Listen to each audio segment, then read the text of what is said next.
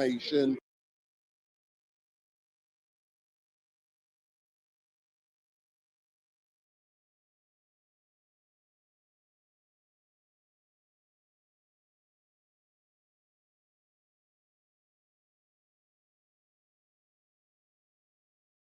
The main reasons they gave for giving him the terrorism charges was the fact that he or suspected him of terrorism. Pick the camera up and bring it. Pick. Yeah, go, Karen. Two of the reasons they gave. Excuse me, sir. Two of the reasons they gave for suspecting him of terrorism. Come on, yeah, go on.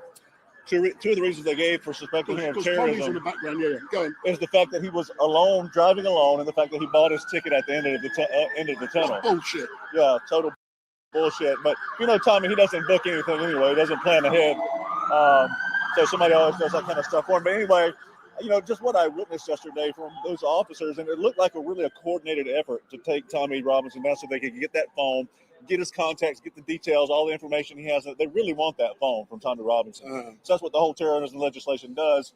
It provides them a way to get his phone and access to his materials by saying, okay, we're going to arrest you on these terrorism charges. Then he has to give it up, or else he faces potential prison time. And how about the fact yesterday that Ezra Levine was banned from live tweeting information?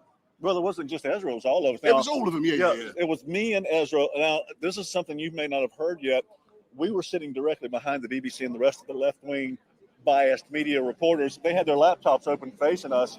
We watched them as they scrolled not only Tommy's Twitter, they scrolled my X account, they scrolled Ezra's X account, and as soon as they saw what we were posting, Daniel Sanford, little beta male scumbag, in my opinion, went up to the court clerk and the prosecutor and told them what we were doing so that they would shut us down, so that they would be able to control the only narrative in the courtroom. One of the defining characteristics of any democratic society is a free press. To watch the mainstream media just completely abandon those principles and go tell on the rest of the citizen journalists so that we couldn't report. I guess it's really a sign of the times in the UK right now, what the press has done, how biased they are, and the fact that they're really in the pockets of the establishment. And today is the day where Tommy appears in the dock. He is going to be given evidence, and then the trial should be coming to a close today. What outcome do you believe, based upon what you've heard? Excuse me. What do you think is going to be the outcome? If it's a just court, and it's a just magistrate, and we believe in how great the only verdict can be not guilty when you witness what I witnessed yesterday in these testimonies from these officers and how corrupt the whole thing was. I'm just showing my man how to carry the camera. No. Yeah. Don't touch up there. Don't touch up there. Yeah. Don't touch the camera. However, at the same time, you got to remember it is Tommy Robinson, and the established loves to take Tommy Robinson down regardless of the facts of the case. All right, then, Don. As normal, all I can say is thank you very much. I've been trying to interview the beast, for the last couple of days. Yeah. And I haven't been successful in doing that because you turn up I was lucky you turned up today, at the last minute, and we were just going live. It's so cold today too. It's a lot colder than it was. I didn't even bring my jacket today, my blazer. So it is. So if you come for.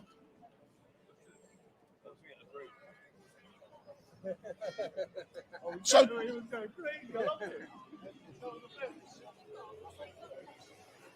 Yeah. Big up, my brother. Big up.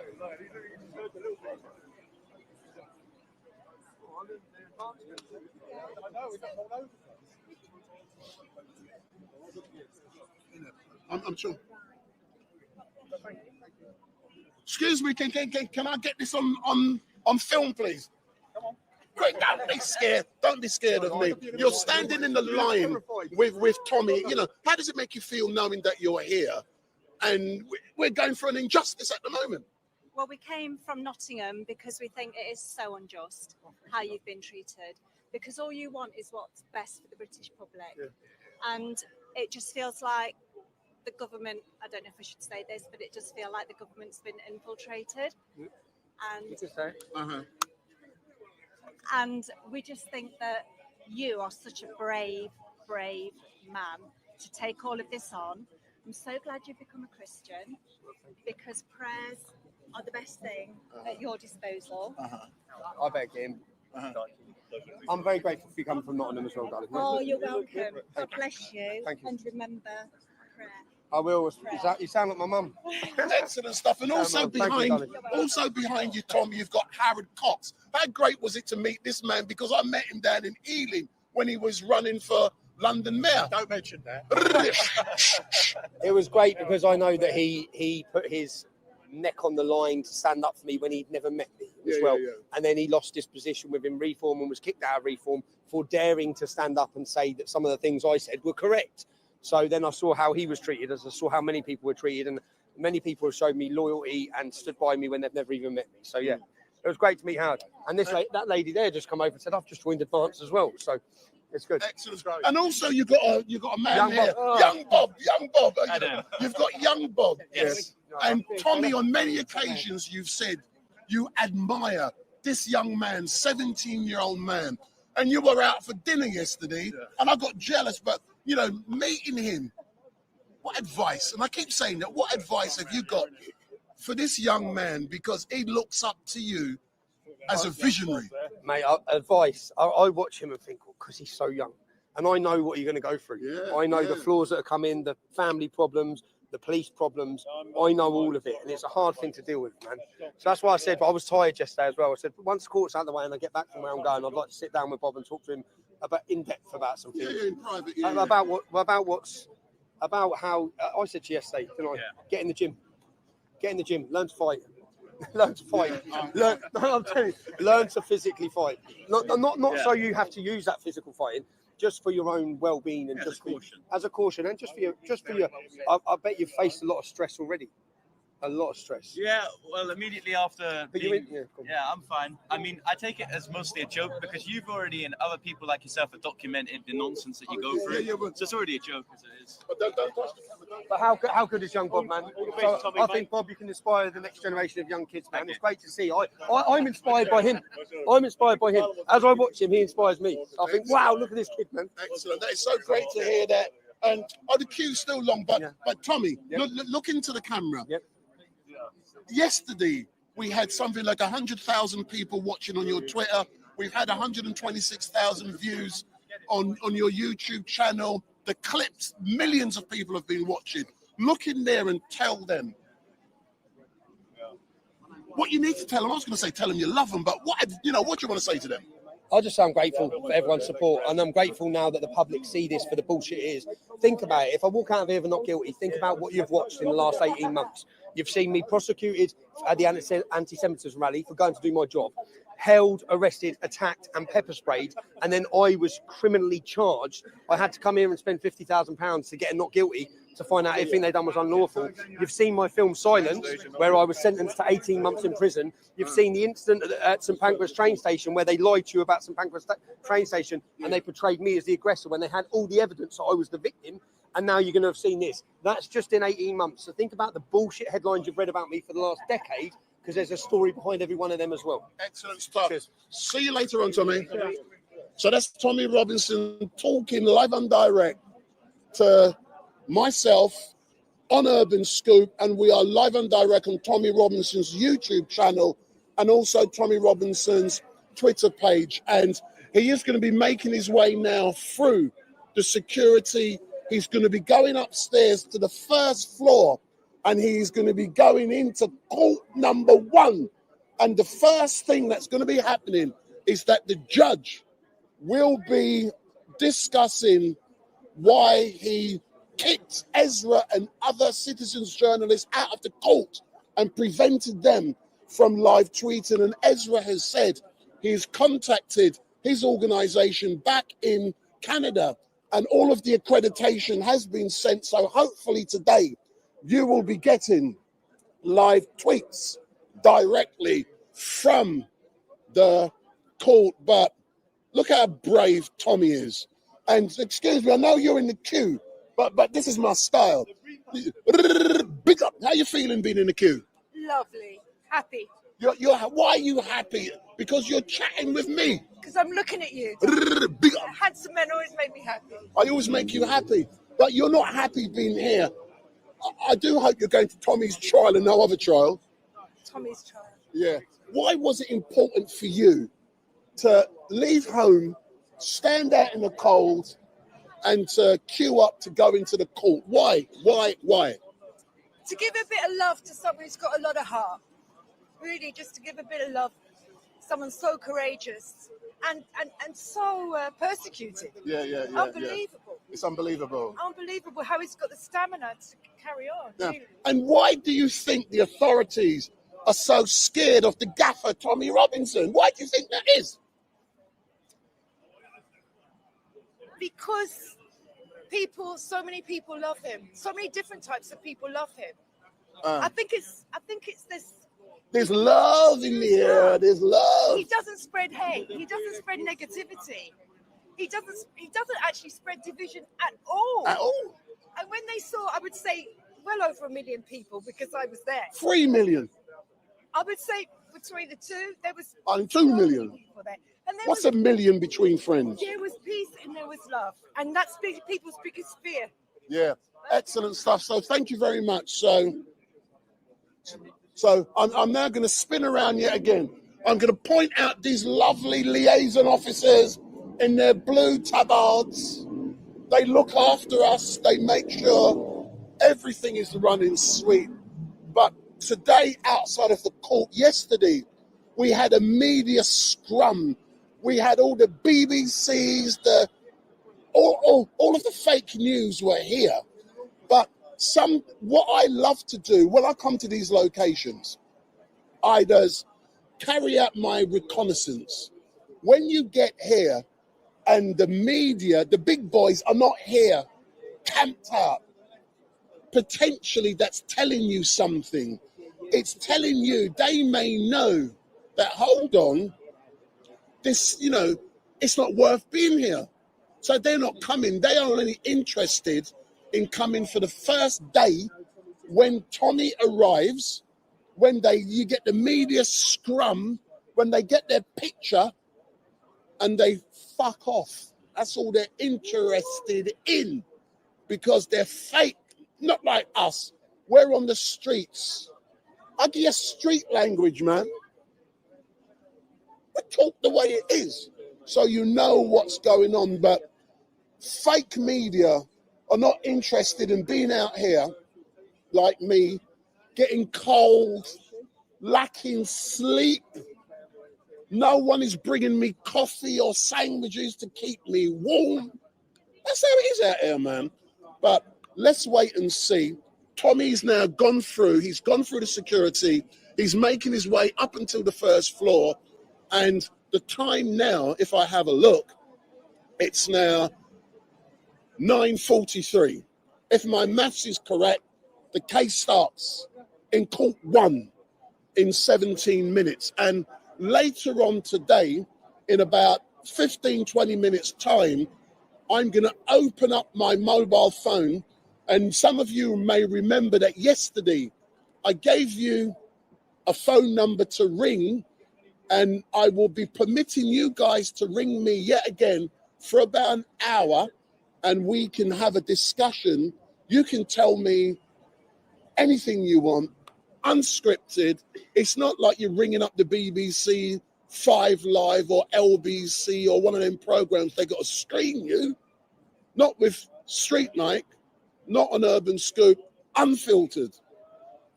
So don't ring my phone now. If you ring my phone now, it's not going to answer. The phone lines will open up 10 a.m. when the clock strikes 10, when Big Ben strikes 10, when the court case is meant to start. Start ringing me, start telling me how you're feeling, what you're doing. And I want you to tell me you've been watching the court case for the last day. You know what the issues are. I've interviewed many people. Many people have been into the court. They've heard the evidence. We've spoken to Tommy, who's on trial. We've spoken to Ezra Levant. We've spoken to many people who are in there seeing it unfold. So tell me what you're thinking. So the phone lines will open up at 10 o'clock. So don't start ringing the phone lines yet. Ring the phone lines 10 o'clock. That's when the phone lines are going to be switched on. And you remember the number And I'm going to show, and I've got a great new cameraman. He's my trainee cameraman. And he's a guy who's working with young Bob. And he's making a documentary film with young Bob. Don't ring this phone now because it's switched off. 07442 780 038. 07442 780 038. Don't ring it now because it ain't switched on. It's going to be switched on at 10 o'clock.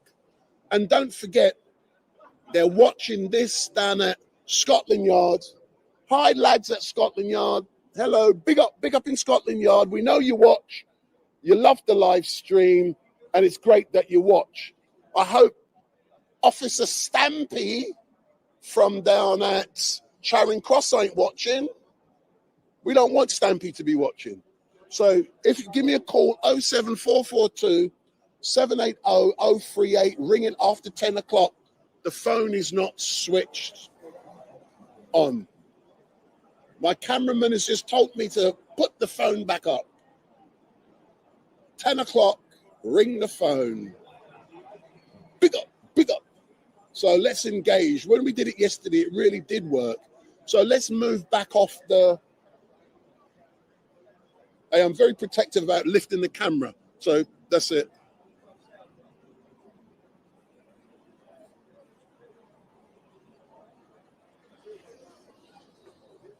With the thing in the background, yeah?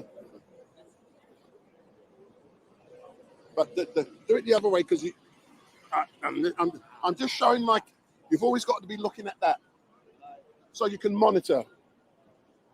So I'm just showing my young cameraman. See, what you guys got to remember years ago with the fake media, you had a cameraman, you had a sound man, you had an interviewer, you had 4 or 5 people. But as a citizens journalist, we're on the street on our own. So you're doing this, all of us, all on our own, on yourself, by yourself.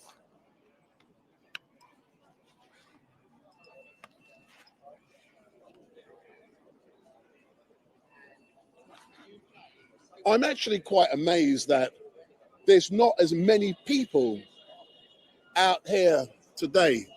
And let me try and catch a few. Let me try and catch a quick interview. So, sir, good morning. I know you're a Tommy supporter. Yeah. What is your views and what you're seeing unfold? If you can move back a bit so I can get good picture and sound. So what's your views on what's unfolding here at Westminster Magistrates? Well, I was here yesterday and it was, well, it must be surely go down as one of the most ridiculous prosecution cases you can ever imagine.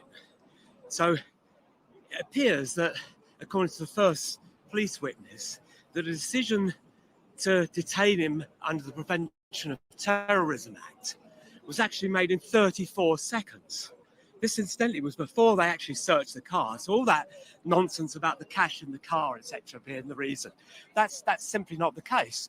The police officer said, and I'll try and remember the exact words, that the reasons for detaining him was because he didn't make eye contact, and his travel arrangements were unusual. Now, what were these unusual travel arrangements? What he said was that he hadn't bought his ticket in advance. He was going to pay at the kiosk there, which anyone can do. Anyone can do, yeah. Anyone can do.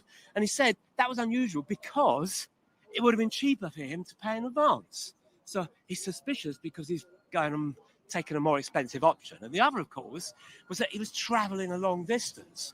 Well, he was actually going to Benidorm, which is where he'd been multiple times in the months before. So this is all before they, and then it basically turned out that they didn't basically go through the correct legal procedures to detain him under the Prevention of Terrorism Act. So actually, he should have been allowed to walk away there without ever being questioned, and certainly without ever having to reveal his PIN code, where, of course, he had that very, very sensitive journalistic information. So you were shocked but not surprised at what unfolded in this court, but taking all those factors into account, in your opinion, what will be the outcome today? you'd like to think if justice is served that he's going to be acquitted. But to tell the truth, I was there yesterday, as I said, and at the end of that morning session, I believe any rational person who was there would have thought the judge would have ended the case there and then, because the evidence was clear that there had been no legal basis for his detention, and therefore never any reason to reveal that PIN code. But the fact that it went on, that he allowed more evidence to be presented, the fact that he's gone on to this next day, and given what we've seen about the previous politically driven judges' decisions against Tommy, I'm not 100% confident that he will be acquitted. We know that this is basically a political show trial and prosecution. So potentially within a few hours' time, based upon your own opinions and what you've seen, there is a potential that Tommy will be found guilty, regardless it was the arrest was that they didn't have the powers to detain. They will try and find a way to bang him up. Yeah, because he's going to focus on that refusal to give the PIN code while ignoring the fact that the decision to force him to do that was in itself illegal. That's unfortunately is what we now expect of this politicized criminal justice system that we have. Excellent stuff. As normal, sir, I don't want you to lose your space in the queue, but all I can say is thank you very much for giving us your bird's eye view through your own eyes of what's happened in the court, because that's important to get everyone's perspective. Thank you very much. Thanks for doing what you're doing. Excellent stuff. Thanks a lot. So yet again, we've got another eyewitness. This gentleman was inside of the court. He was in the first floor, court 1, listening to the evidence, listening to the arguments, listening to officers tell lies. That's called perjury. And I can say that. They're listening. He's listening to lies being told to justify the unlawful detention of Tommy Robinson. And, you know, I trust this amazing British justice system. It is apparently the best in the world. If this is the best criminal justice system in the world, surely the case should be thrown out, or the judge will say, not guilty. You're free to go. Just imagine if that happens, that will restore, good word that, man. I think that's a good word. It will restore our confidence in the criminal justice system in this country, but we are concerned and worried and scared that what is going on inside of this court is a corrupt process. It's a process where it's stacked against Tommy Robinson, who is a great patriot in this country. He's standing up for people in this country. He talks their language. He's even got me, an English gentleman, coming out here defending him. And I'm proud to do so.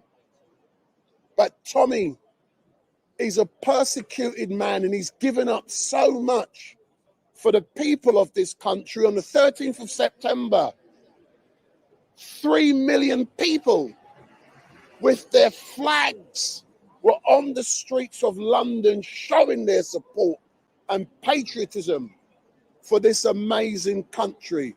And for me, you know, I had on my Union Jack suit, and I was proud to do so. We knew that in a few hours' time, Elon Musk, the richest man in the world, would have been coming online, and he did. 3 million people were online. Yesterday, I only had 100,000. It was bad yesterday. But on the 13th of September, 3 million. That is how much people. What are you laughing at, man? Pick up. It was only 100,000 yesterday, man. That ain't enough, man. I want 1 million today.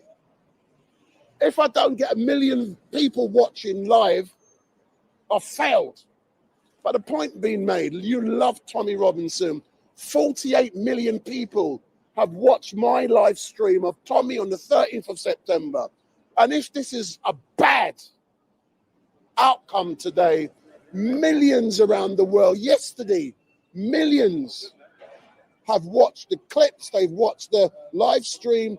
It's been shared all over the world. Millions of you have watched what's going on as an injustice is occurring here. But, you know, I'm confident with the system, like I say, that the criminal justice system is going to be shown to be great. That's what I want to see. If Tommy isn't cleared, if this case isn't thrown out, I'm going to cuss the British criminal justice system outside of this court later on today. I'm not scared to mince my words, man. I'm going to be using Shakespeare's language to describe how pissed off I will be if Tommy is found guilty today. But the great people of this country, they won't tolerate something like that happening. But I'm just looking at the time. I've said to the people online that at 10 o'clock, the phones are going to be opened up. So I'm now going to open up in 4 minutes. Don't be ringing my phone. This is my mobile phone that only works when I'm live. So don't ring this phone when I'm not here. I'm not going to answer it. Don't ring me. So 4 minutes. In the meantime, I've got to make a quick business call. And there's the old Bill. He's going to McDonald's. Look, he's going to McDonald's, mate. Oh. So if you give me 3 minutes, I've got a business call to make, and then I'll be back. Is that my one there? Huh? It should be. Yeah. So I've got a business call, mate.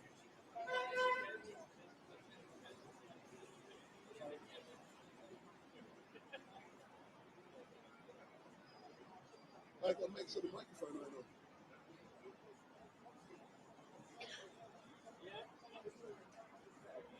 Going to do the same. I'm going to keep an eye on it. Don't worry. Yeah.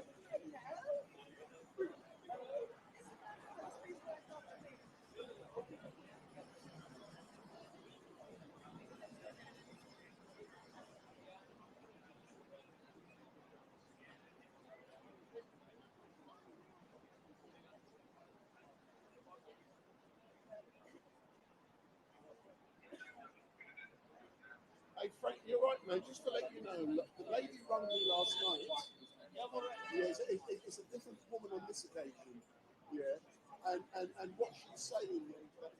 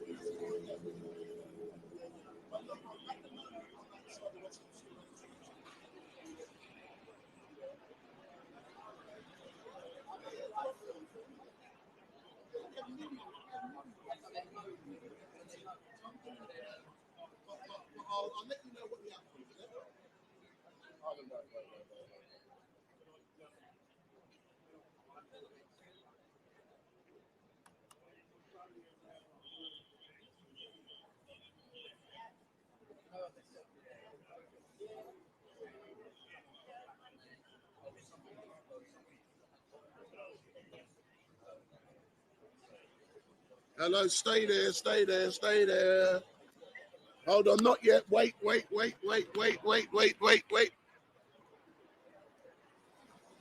Give me a couple of seconds.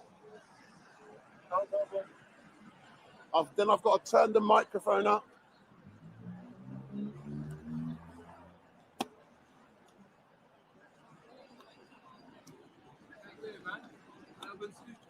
Yeah, but I can't chat at the moment on live. Yeah, so, yeah. Yeah, they've gone in, yeah. Yeah, so good morning. Who's speaking? Oh, hold on, there's someone. My first call is New Zealand. Hold on, let me turn the volume up. Hello, so you're ringing from New Zealand? Hello? Hello? Hello? Hello? Hello, who's speaking? It's Tony from Hackney. So Tony from Hackney, good morning. I thought I was just speaking to someone from New Zealand. No, but the call You're went off. speaking to me, Mike. Tony from Hackney. So how are you, Tony from Hackney? How are you, sir? I'm all right. I can't believe I'm speaking to the great street, Mike. No, you're just talking to anyone on the street. So what made you decide to call today? Do you know what?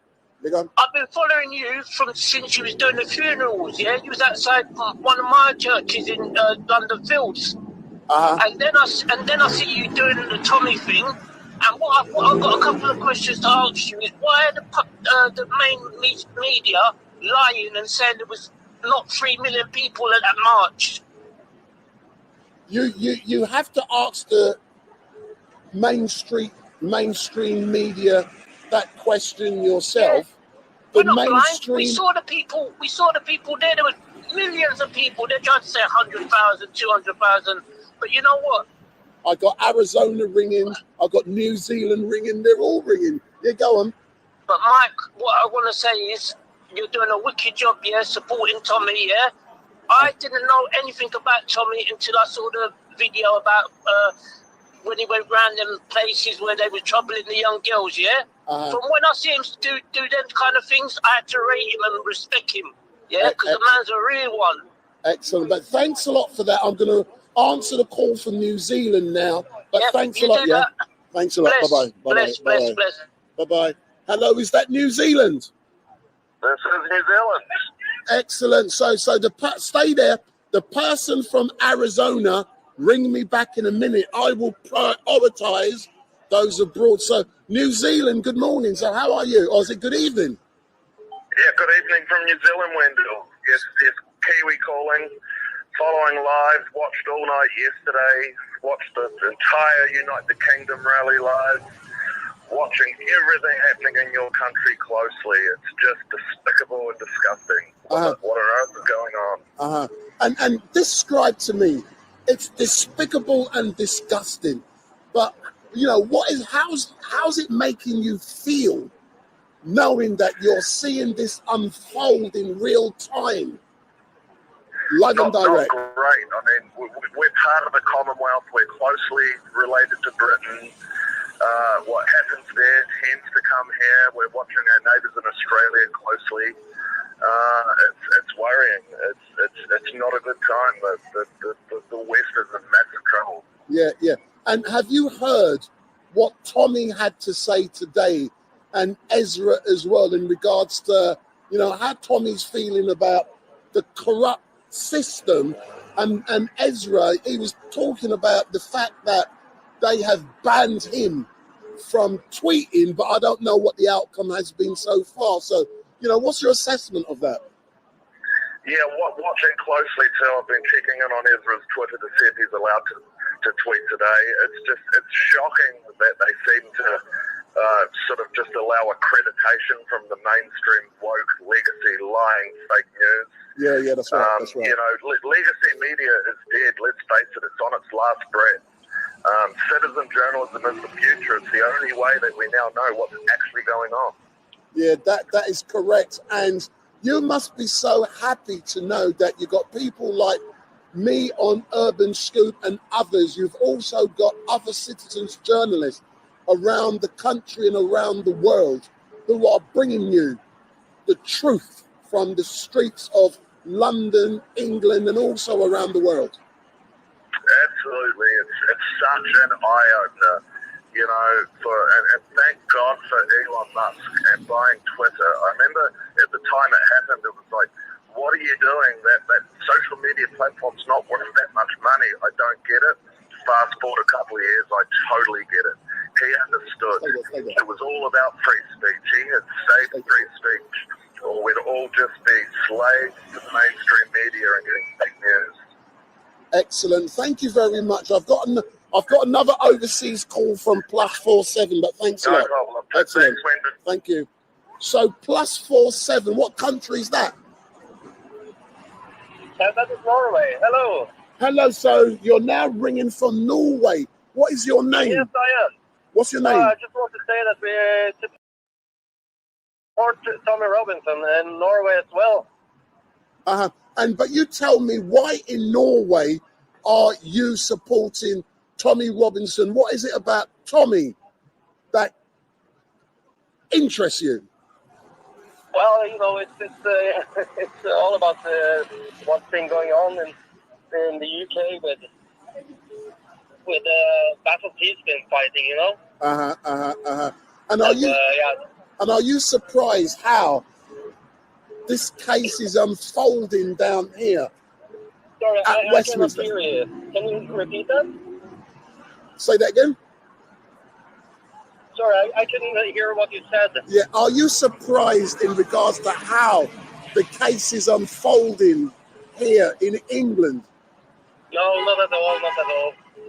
Excellent stuff. From what I'm saying. But all I can say to you is thank you very much. And we've had calls from around the world. So and I've got a couple more calls. Then I'm going to speak to another famous citizens journalist. He's one of the biggest. Thank you so much. He's one of the biggest in the country. But thanks a lot. Thank you also. Big up. Take care. Hold on. I got another call from Ireland. Ireland, how are you? Come. Whereabouts in Ireland? Stay there. Whereabouts in Ireland are you? I'm in County Roscommon. I'm originally from Dublin. You're originally from Dublin. Hold on, he's trying to listen, but you can't hear nothing. So tell me, what interests you in Tommy Robinson? Well, for years I've kind of followed Tommy, and he's always been very straight to the point. And, he's spoken the truth. And a long time the government have tried to shut him up, basically. I think, if there was any truth to what they have him in court for today, that MI5 or whoever it is over there would be able to hack into his phone and get what they want off his phone. Yeah. To be honest with you, it smacks of desperation from the top, from the government down to the minions on the street. They're out there to give him hassle everywhere he goes. It showed when he had the big rally, the amount of people that do follow him and do understand that he does speak the truth. And, I do hope that the judge today sees, through all of the bullshit. Excellent. Thank you. I'm just going to answer a call from Arizona, but thanks a lot. Okay, bye. Arizona, are you there? Hello? Are you ringing me from Arizona? Listen, I'm getting them from all over the world, boss. Are you learning? So you're from Arizona, yeah? Yes, we're in Tucson, Arizona. Me and my husband are watching you from Tucson, Arizona. So what made you decide to tune in and to watch exactly what is happening down here at Westminster Magistrates Court? Why have you decided to tune in? Well, because first we saw, the march with Tommy Robinson, and then we heard about this, and we're just blown away. Like, it's so clearly that they're just going after him because, yes, politically motivated. Yeah. Give me 2 seconds. I got to put it on because I gave it to you because I can't. Put it on. Yeah, if you say that again. Yeah, I can hear you now. We just said it's just so unfair because it's so clearly politically motivated. Yeah. You know, that they're going after him like this. And what do you want to see the outcome to be today? What decision do you want to see the judge making today? Just to throw it out. They need to throw it out. I hear you, but thank you very much to ringing. Thank you to ringing from Arizona. And I did see your number earlier on, and I asked you to call back, and you did. But thank you very much. Yes. Excellent. Honor speaking to you.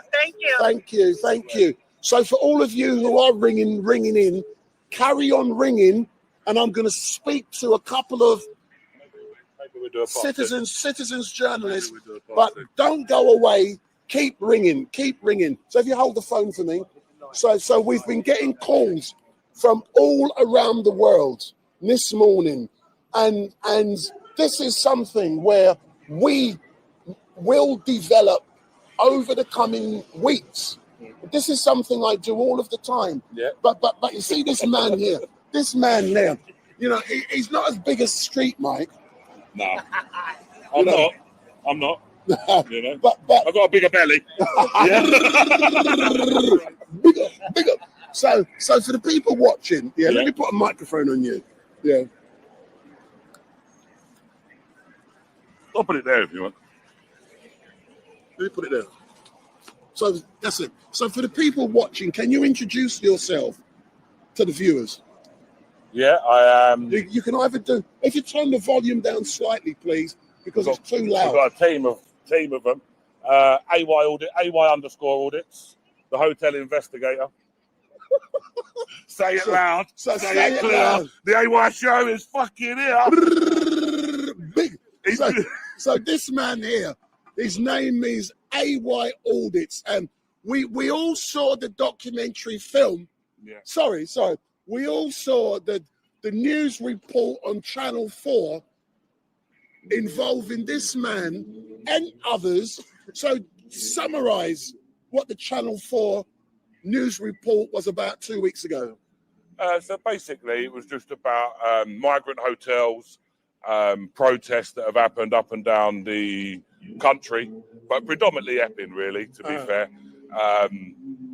And yeah, it was just about migrant hotels. But as usual, mainstream media, they don't want to spread the true narrative.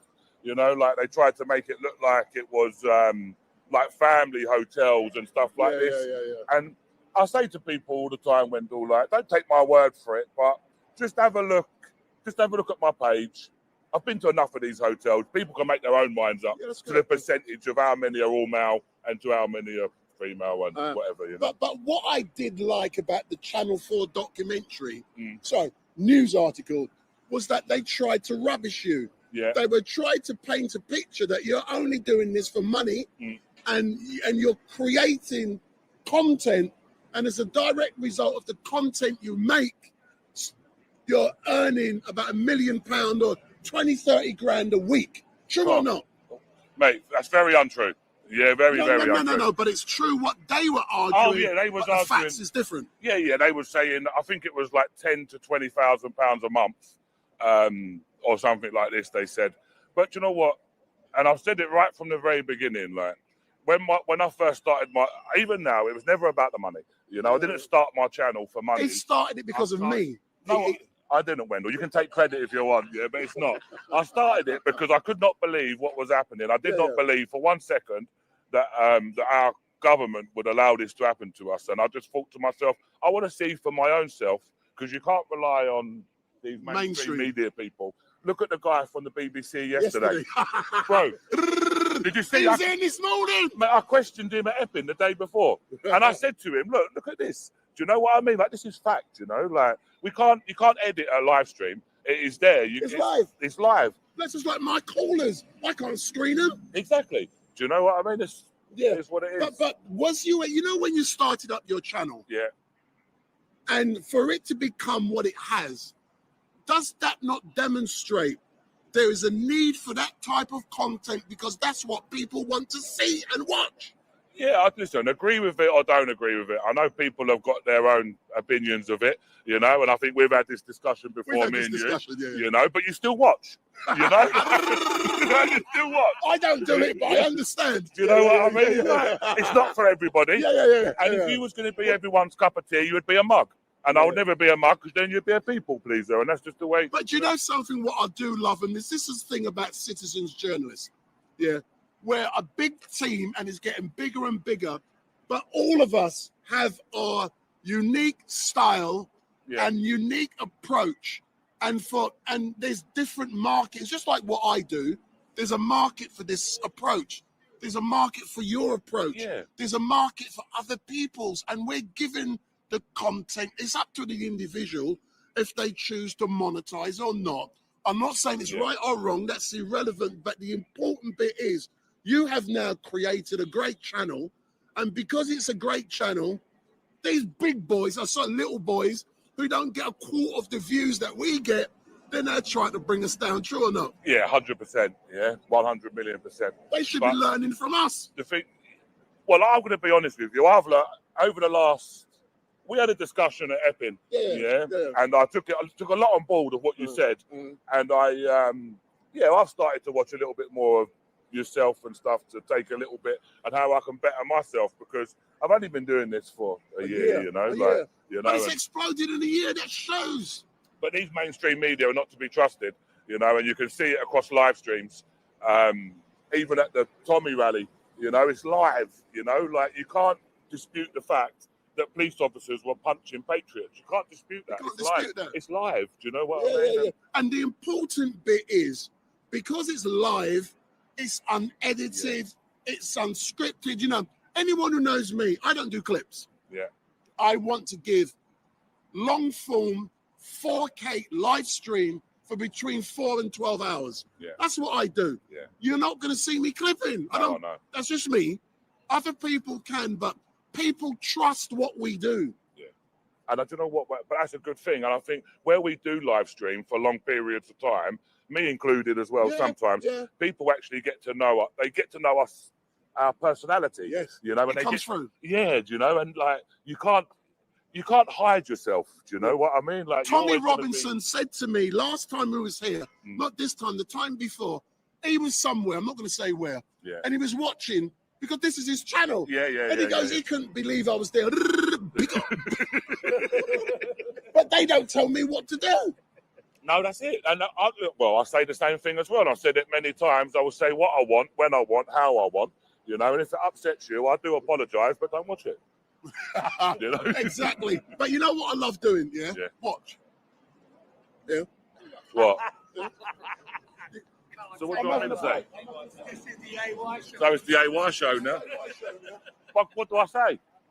It's the AY show now, man. Say it loud, say it clear. The AY show is fucking hell. Live on Urban Scoop.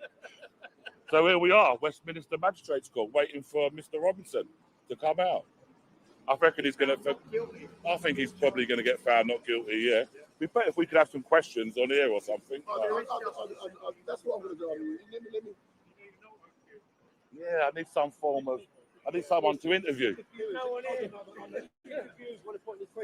Is the phone still ringing?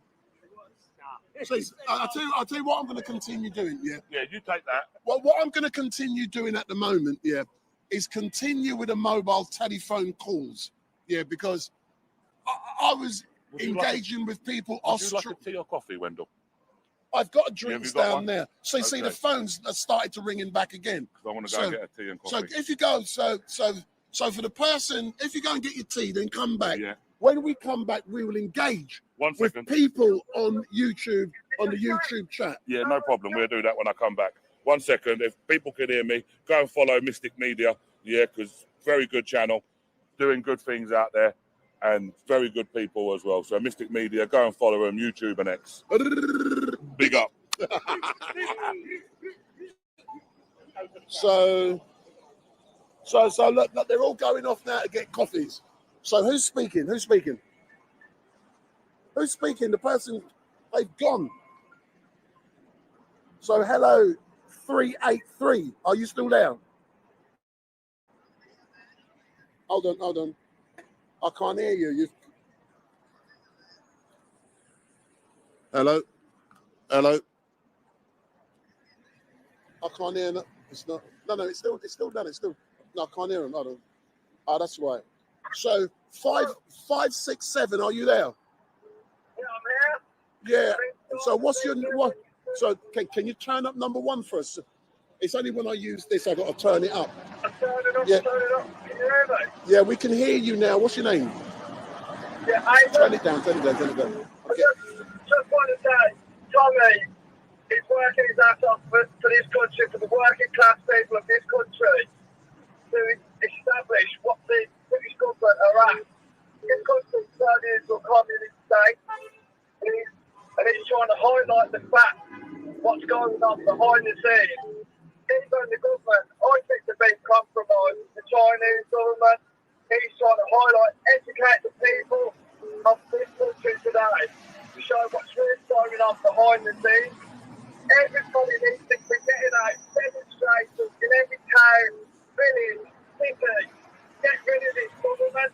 The earth is being compromised in every facility, down from universities, the work society, everything. So I think that's all I want to say, really. Excellent. What he's doing in the country, all they're trying to do is shut him up all the time, put him into jail, because he's just a thorn in their side, and he needs to just keep at it. I know he's tired, he's trying to get through, separate his family,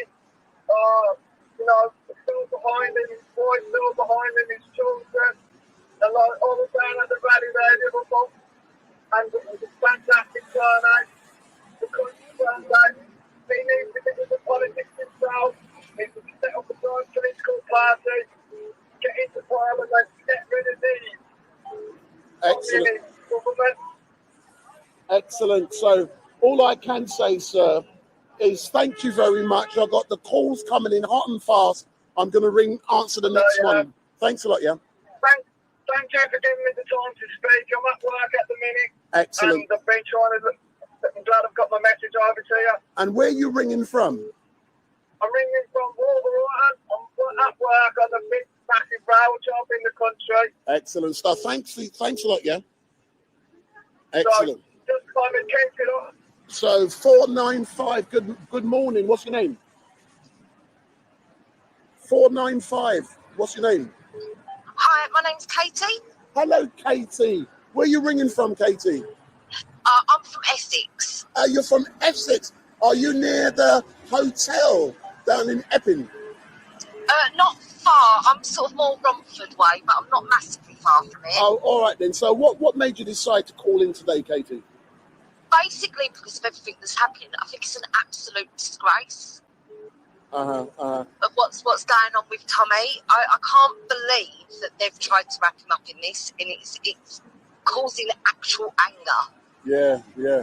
I can feel it and hear it, and my phone is blown up this morning with the people who want to talk about how angry and tell me how angry you are.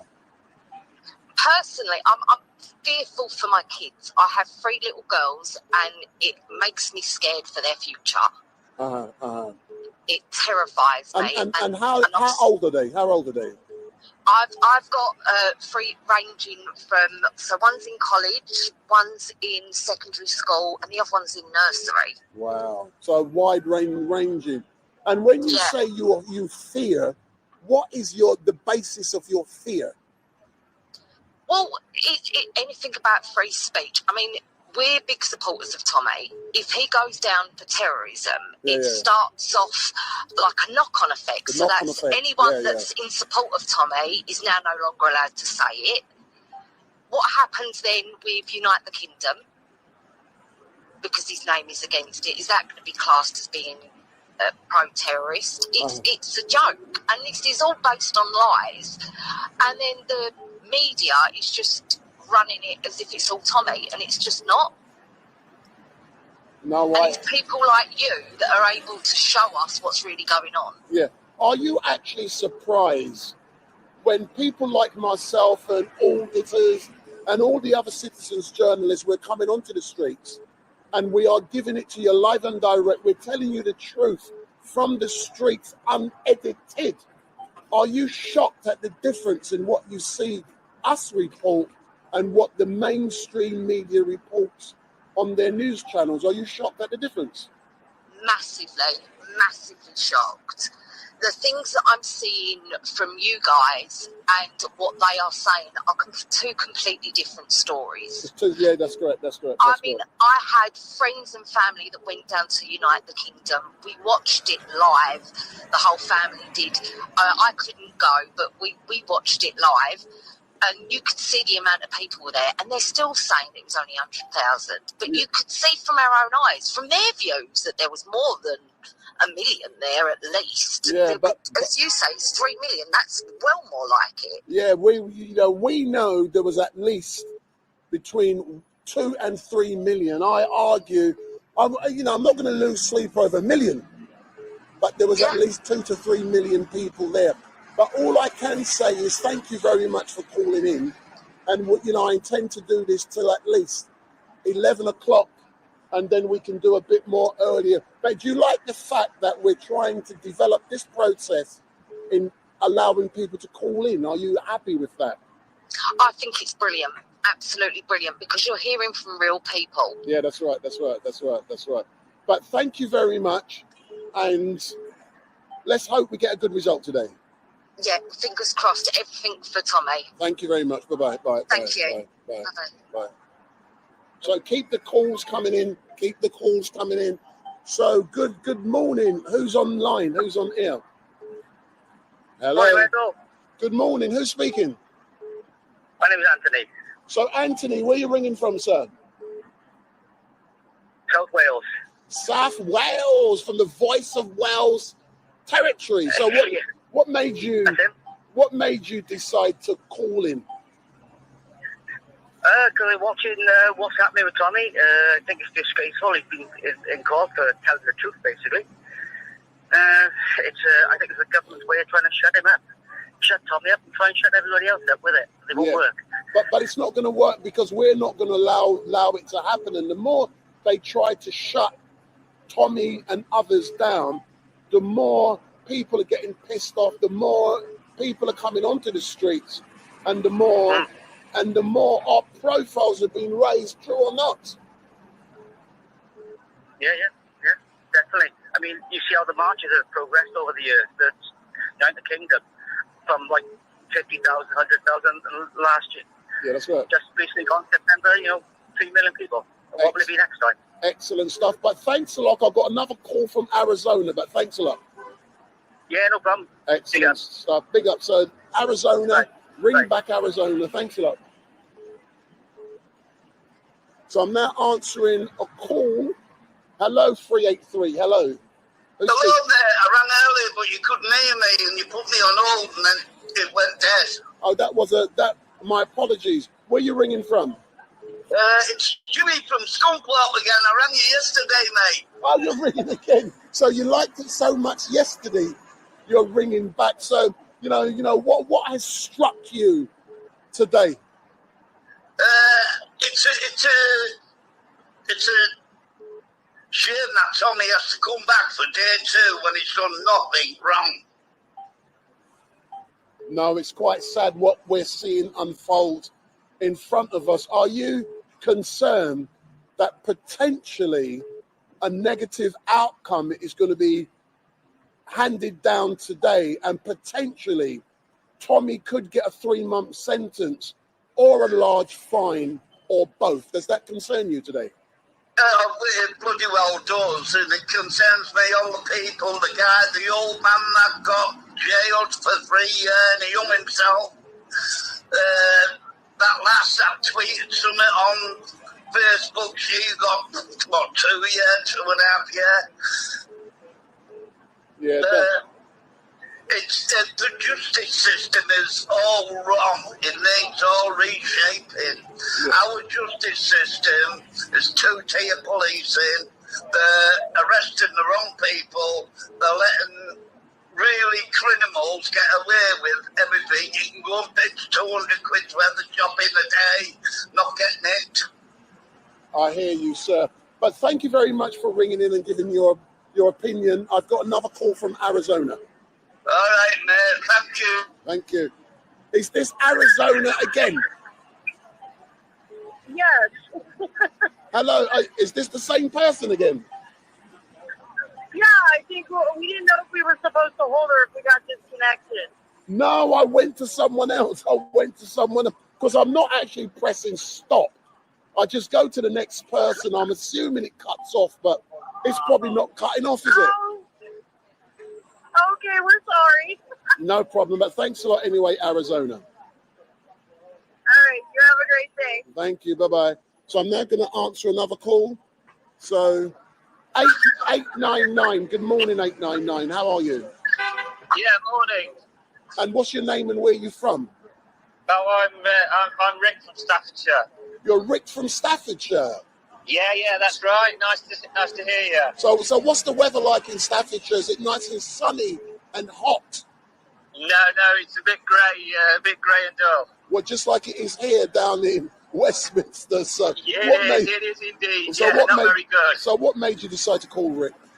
Oh, Wendell, basically I followed Tommy for many, many years. I met him over at Newport, Shropshire, when he did the help the war veteran Gus. He was homeless, so I went over there and met him. But basically, we've got the justice system, haven't we? The great British justice system. But it's only going to be as good as the judge on the day. And I look at it, if the judge is connected to Keir Starmer, Tommy has unfortunately got no chance. But we have to live in faith and hope that justice is served today and Tommy does come out. Yeah, that's correct. You know, I say I believe in a criminal justice system. I say it's the best in the world. And it will be the best if Tommy case is thrown out or when Tommy's found not guilty. If they put Tommy down, I'm going to cuss the British justice system as being corrupt. So I've got both angles covered. Wendell, you're right. You're spot on. It is corrupt. It is actually corrupt. This is what I don't like about it and it worries me because it's corrupt and it's corrupt from the top right to the bottom. But I don't understand why the government don't work with Tommy rather than working against Tommy. That's what gets me. And that's what I've argued as well. You should work in partnership with your enemies. Yes, that's right. Yeah, Tommy deserves a seat in Parliament. Tommy deserves to be looking after us all. He's doing a fantastic job, and without Tommy, we're going to be stuck. We're going to be lost because I know there's other voices out there that are helping us and voicing our opinion and fighting for us and fighting for our children. But Tommy is the main one, and that's the biggest threat. This is government's biggest threat. Tommy is biggest threat to the government, and I just hope that the judge Wendell today can just be and see what exactly is going on here. But I'm just worried that great justice system, but it just comes down to the judge on the day, and that's my fear. Excellent stuff. But thank you very much. You know, I'm not keeping in contact with what's going on in the court. I'm relying on other people to tell me what's going on because I'm engaging with you guys. So as soon as I hear more about what is going on, and I'm going to try and find out if we know what's going on. But thanks very much, yeah? Thank you ever so much, Wendell, for keeping us updated there. But you're doing a great job, so thank you. And I know Tommy will appreciate it all, but no, many thanks again. Excellent. Thanks a lot, bro. Thanks, Wendell. Bye. Thank you, bye. Anything going on? Hold on a minute so no one can hear what I'm saying. And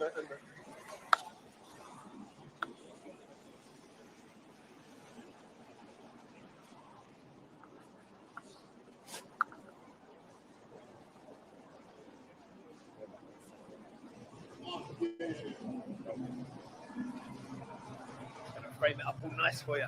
Thank you.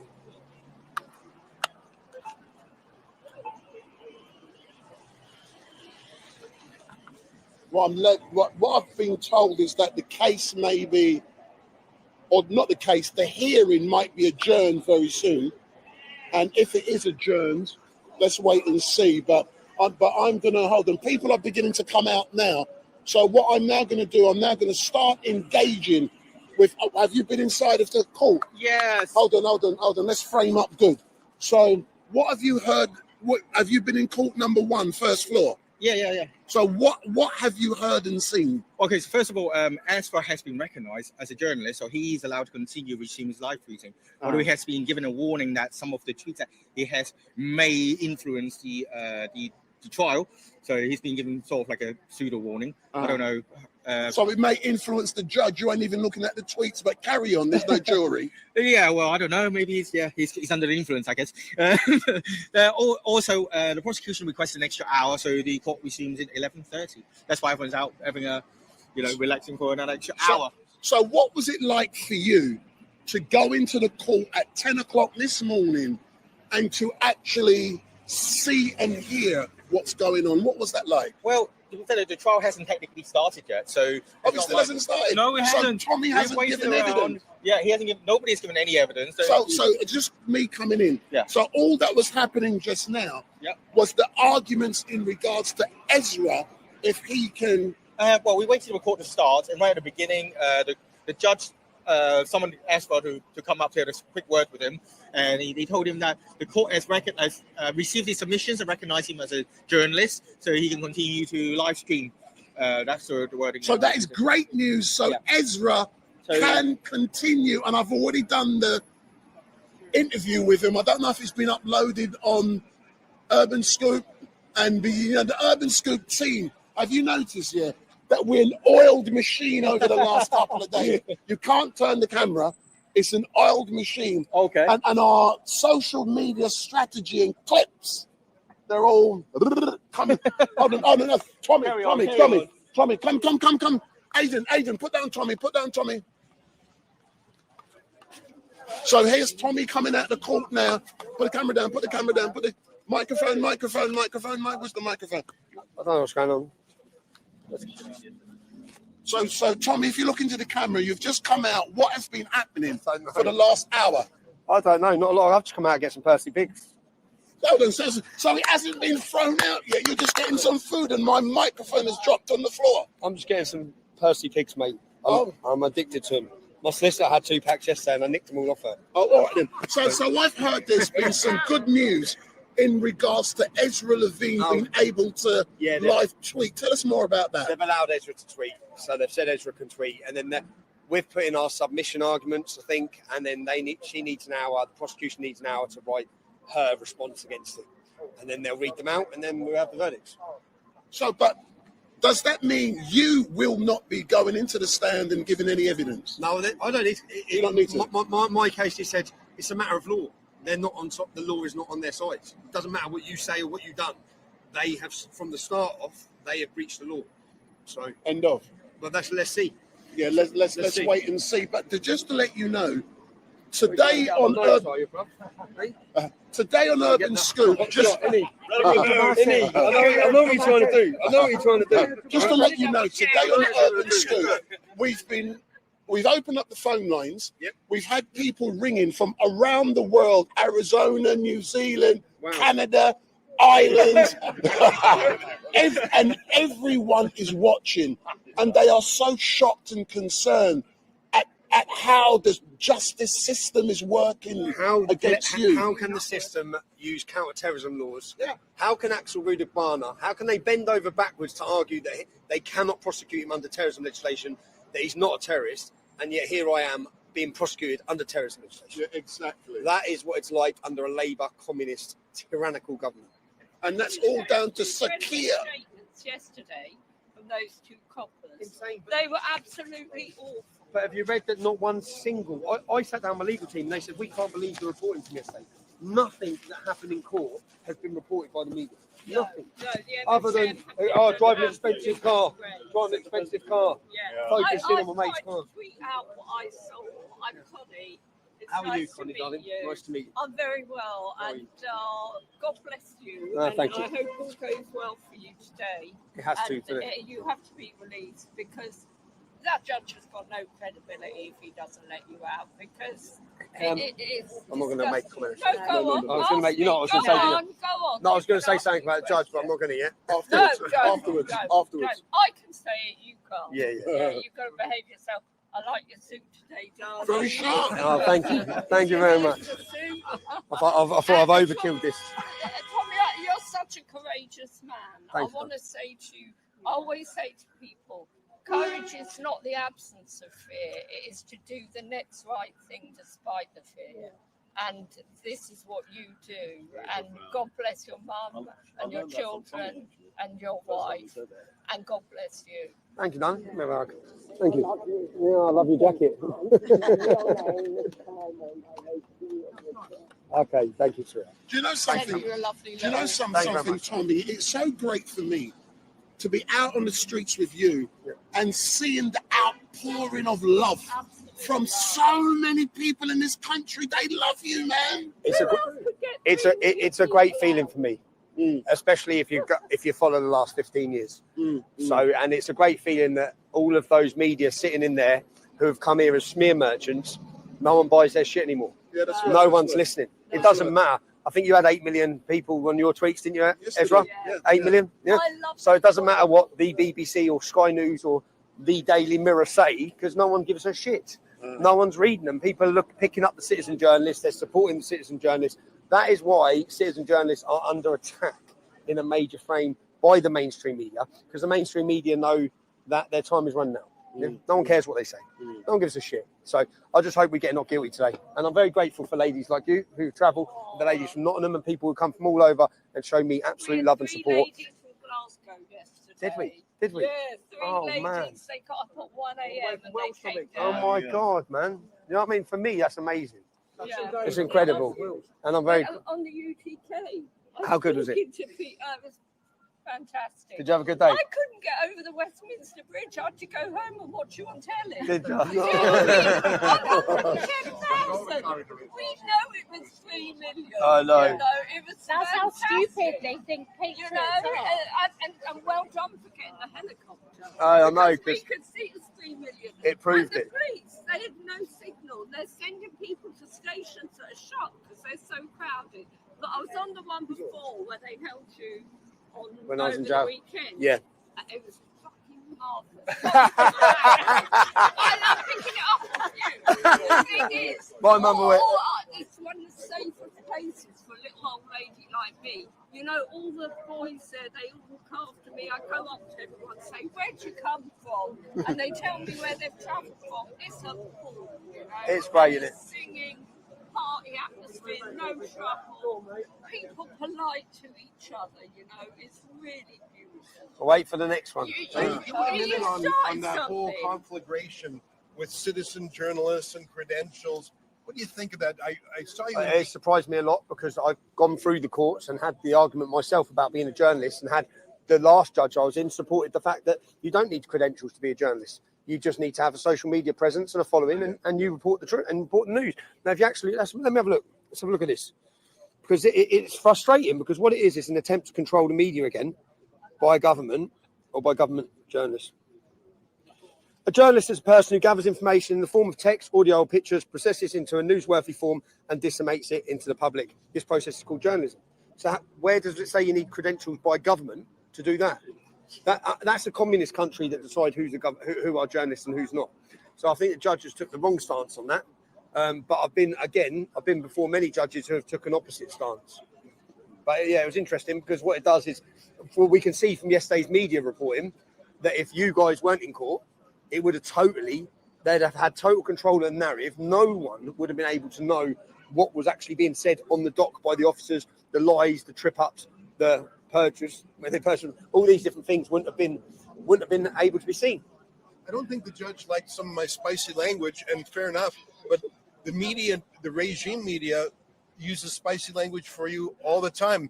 I mean, it's an anomaly that a police officer or a prosecutor gets criticized. I know. But it's standard operating procedure for you, and the judges never complain about that. And it was unbelievable how bad the police were yesterday. How what they've said in their statement was different. How they got tripped up so much, and not one single report. But the man needed a break. He needed to take water. He was about a faint. The officer was about to faint because he got caught out lying. And it was so blatant he got caught out lying. He got tripped up and he got made to look like the liar he was. And it was so blatant why I was detained. I was detained because I'm Tommy Robinson, because of my political belief, not because of anything to do with terrorism. Now, that's not right. And they, all the media, should be as alarmed as we are, but they're not. They never are. They don't give a shit. It's a club. It's a club, and we're not in it. But we don't want to be in it, and I never want to be in it. And the more they behave like this, the more people see it pushes to Rebel News, to Urban News, so Urban Scoop rather. Well, if we get not guilty, we'll be chasing them down outside this court when we look at it. Right? Tommy, next get to your you. running shoes on. What's his name? Dom. Is that his name? What's his name? Yeah, Daniel or something like that. Get your running shoes on, Daniel. Come and find you. Come and find you. Tommy, next to you, you've got a well-known auditor, a well-known citizen journalist who's been good man. Who's been I recognise the voice more than anything, innit? I recognise it's the voice. The voice. So, what do you want to say to Tommy? And you are a well-known citizens journalist. Tell people where they can watch up. Yeah. AY_audits. Say it loud. He's say it everywhere. Clear. He's everywhere. The AY show is fucking hell. Yeah. That's the slogan.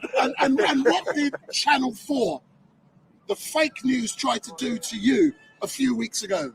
They tried to set me up, really, to be honest with you. But I think because did it do you any damage, or did it get you more followers?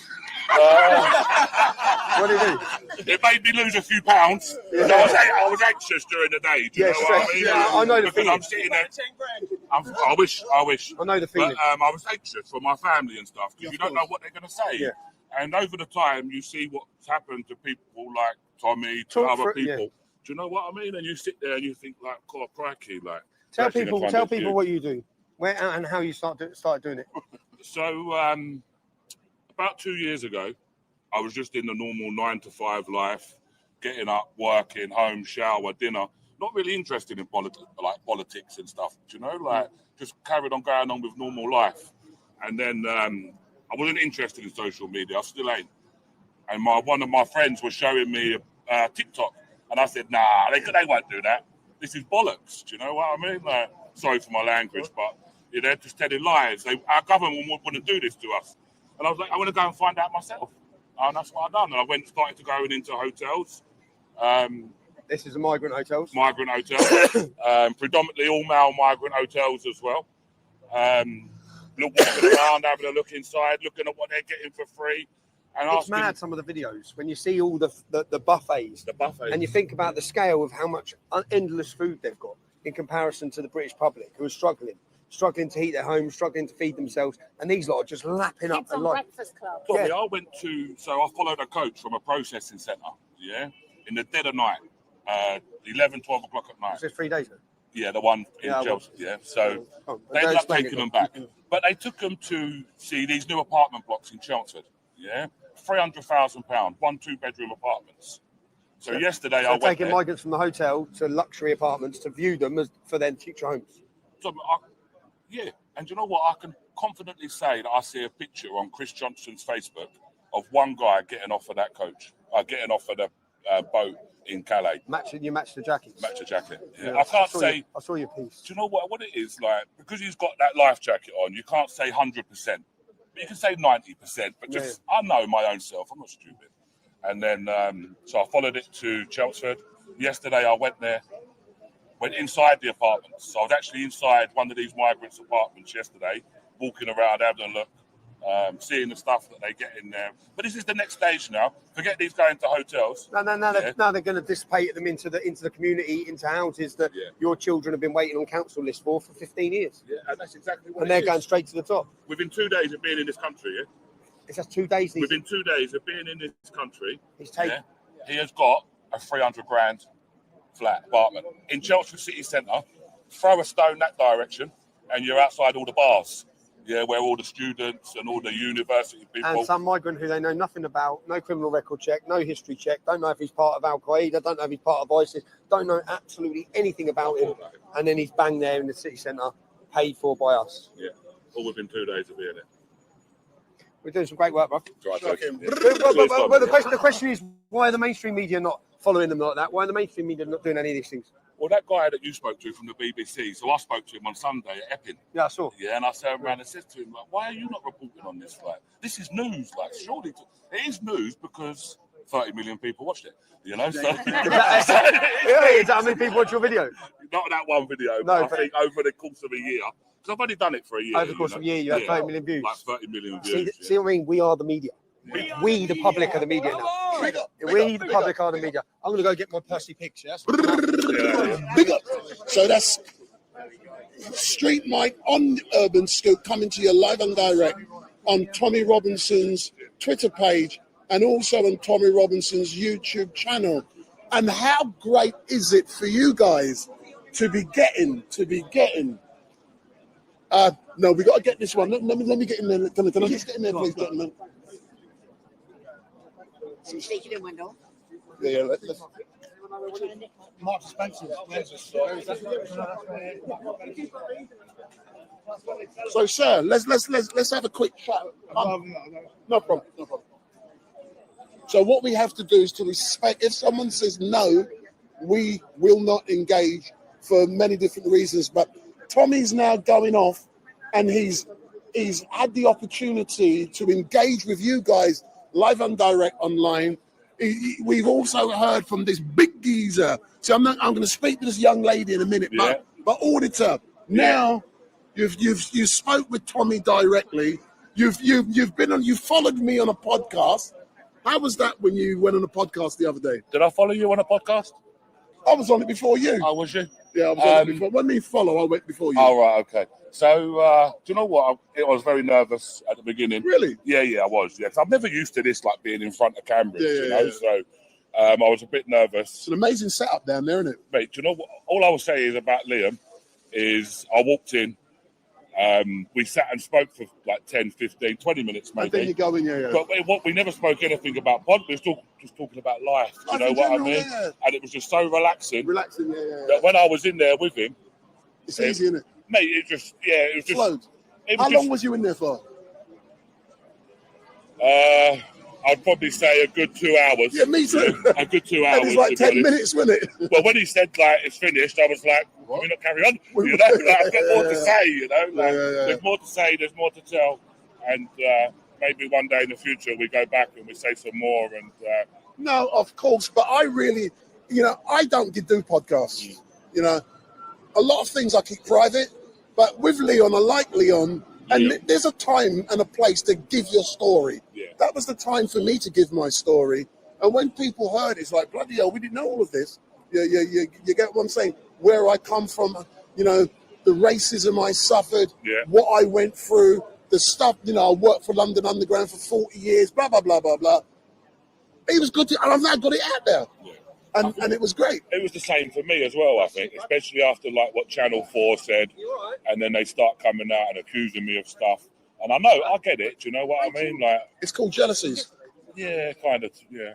It's none of their fucking business what you earn. I don't ask you what you earn.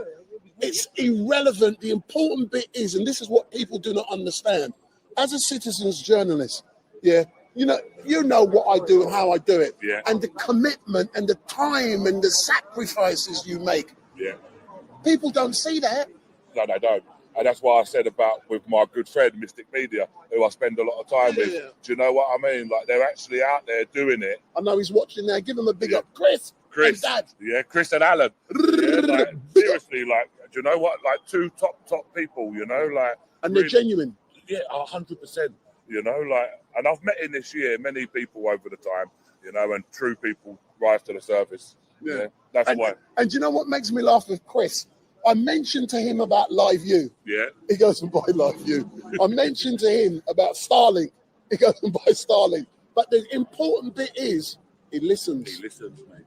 Yeah, he listens. And you know what? It doesn't matter what time. It does matter. Yeah, but I ring him up. Yeah, and I'm always asking him for advice. Yeah, I'm always asking him how to do something, do this or do that. Because I'm a bit of a dinosaur when it comes to all this sort of stuff. Me too. Well, I don't know. You've got no. But you learn because the frustrating bit I find with the technology I use. How many other people do you see using a similar technology? To be honest, only Chris. But he's got it from me. Yeah. So when we have problems, who can we talk to? Each other. only each other. And that's the thing with this. Frustrating. That's the thing with this here as well. We need to help each other. We need to support each other because we're all fighting for the same cause. Ultimately, do you know what I mean? And like, in a way, you're kind of colleagues, really. Do you know what I mean? And we're not all going to get on with each other time to time, and you might be a few little lovers' tiffs here and there, but ultimately, we do need to get on with each other because there's a bigger picture here, and the bigger picture is telling the truth. Do you know what I mean? You know, one thing I'm really grateful and proud of, when, you know, people cannot understand in regards to the migrant hotel why it's always in the media over the last couple of months. Why do you think that is? I think because of the spotlight that we all put on it. Do you know, like Who's we? All of us citizen journalists. It's the citizen journalists. You know, like there's not really like you go. People that don't want to report on migrant hotels, and when they do, they want to try to spin a narrative that fits them. This is why BBC Panorama, they spun it around family hotels. Okay, yeah, because they know a lot of people will turn around and say families is okay. Do you know what I mean? Like we can agree with that, but again, I say just go and look on my YouTube channel and see how many are families and how many are all males. And when you actually have a look, there are a lot more all males. And the ones that are all males are normally bigger hotels with more residents. So then you weigh it up like that, and like they end up closing. Let's just say they close 2 hotels with 200 rooms. 100 rooms in each one. Yeah, Labour, you've done a great job. You've shut 2 hotels, but then you go and open another one with 1,100 rooms. So okay, it's an illusion. Yeah, and this is where people need to understand because. They say, oh, look, he shut down 2 hotels, he's opened 1, so we're 1 less. We are 1 less, but we're fucking 700 migrants more, you know? I hear you, but listen, my man, you're doing an excellent job. Wendell, yeah. Continue doing an excellent job. I'm glad, I did see you were coming down here today. Yeah. I'm glad other citizens journalists are also down here today because without us collectively, that message would be able to spread as far as it has done. Yeah, definitely 100%. And again, I'd just like to say thank you again for all the support that everybody gives me from Urban Scoop, from all the citizen journalists, and Channel 4. Thank you as well. Yeah, we do appreciate that. And yeah, BBC, Channel 4. The more they keep doing this, the more it highlights us to a different audience. So just keep it coming because we will keep live streaming, keep sharing the truth. Yeah, where it's unedited and people can make their own minds up. Yeah, that's correct. Listen, my man, keep up the great work. You're not going anywhere yet. No, I'm not going there. You have to stay to the end. Yeah. Excellent stuff. So here's another citizens journalist. Come. Bigger. So what I want to do is come off the property, but don't touch the camera. But what I want to do is see I'm training my men. So I want that in the background.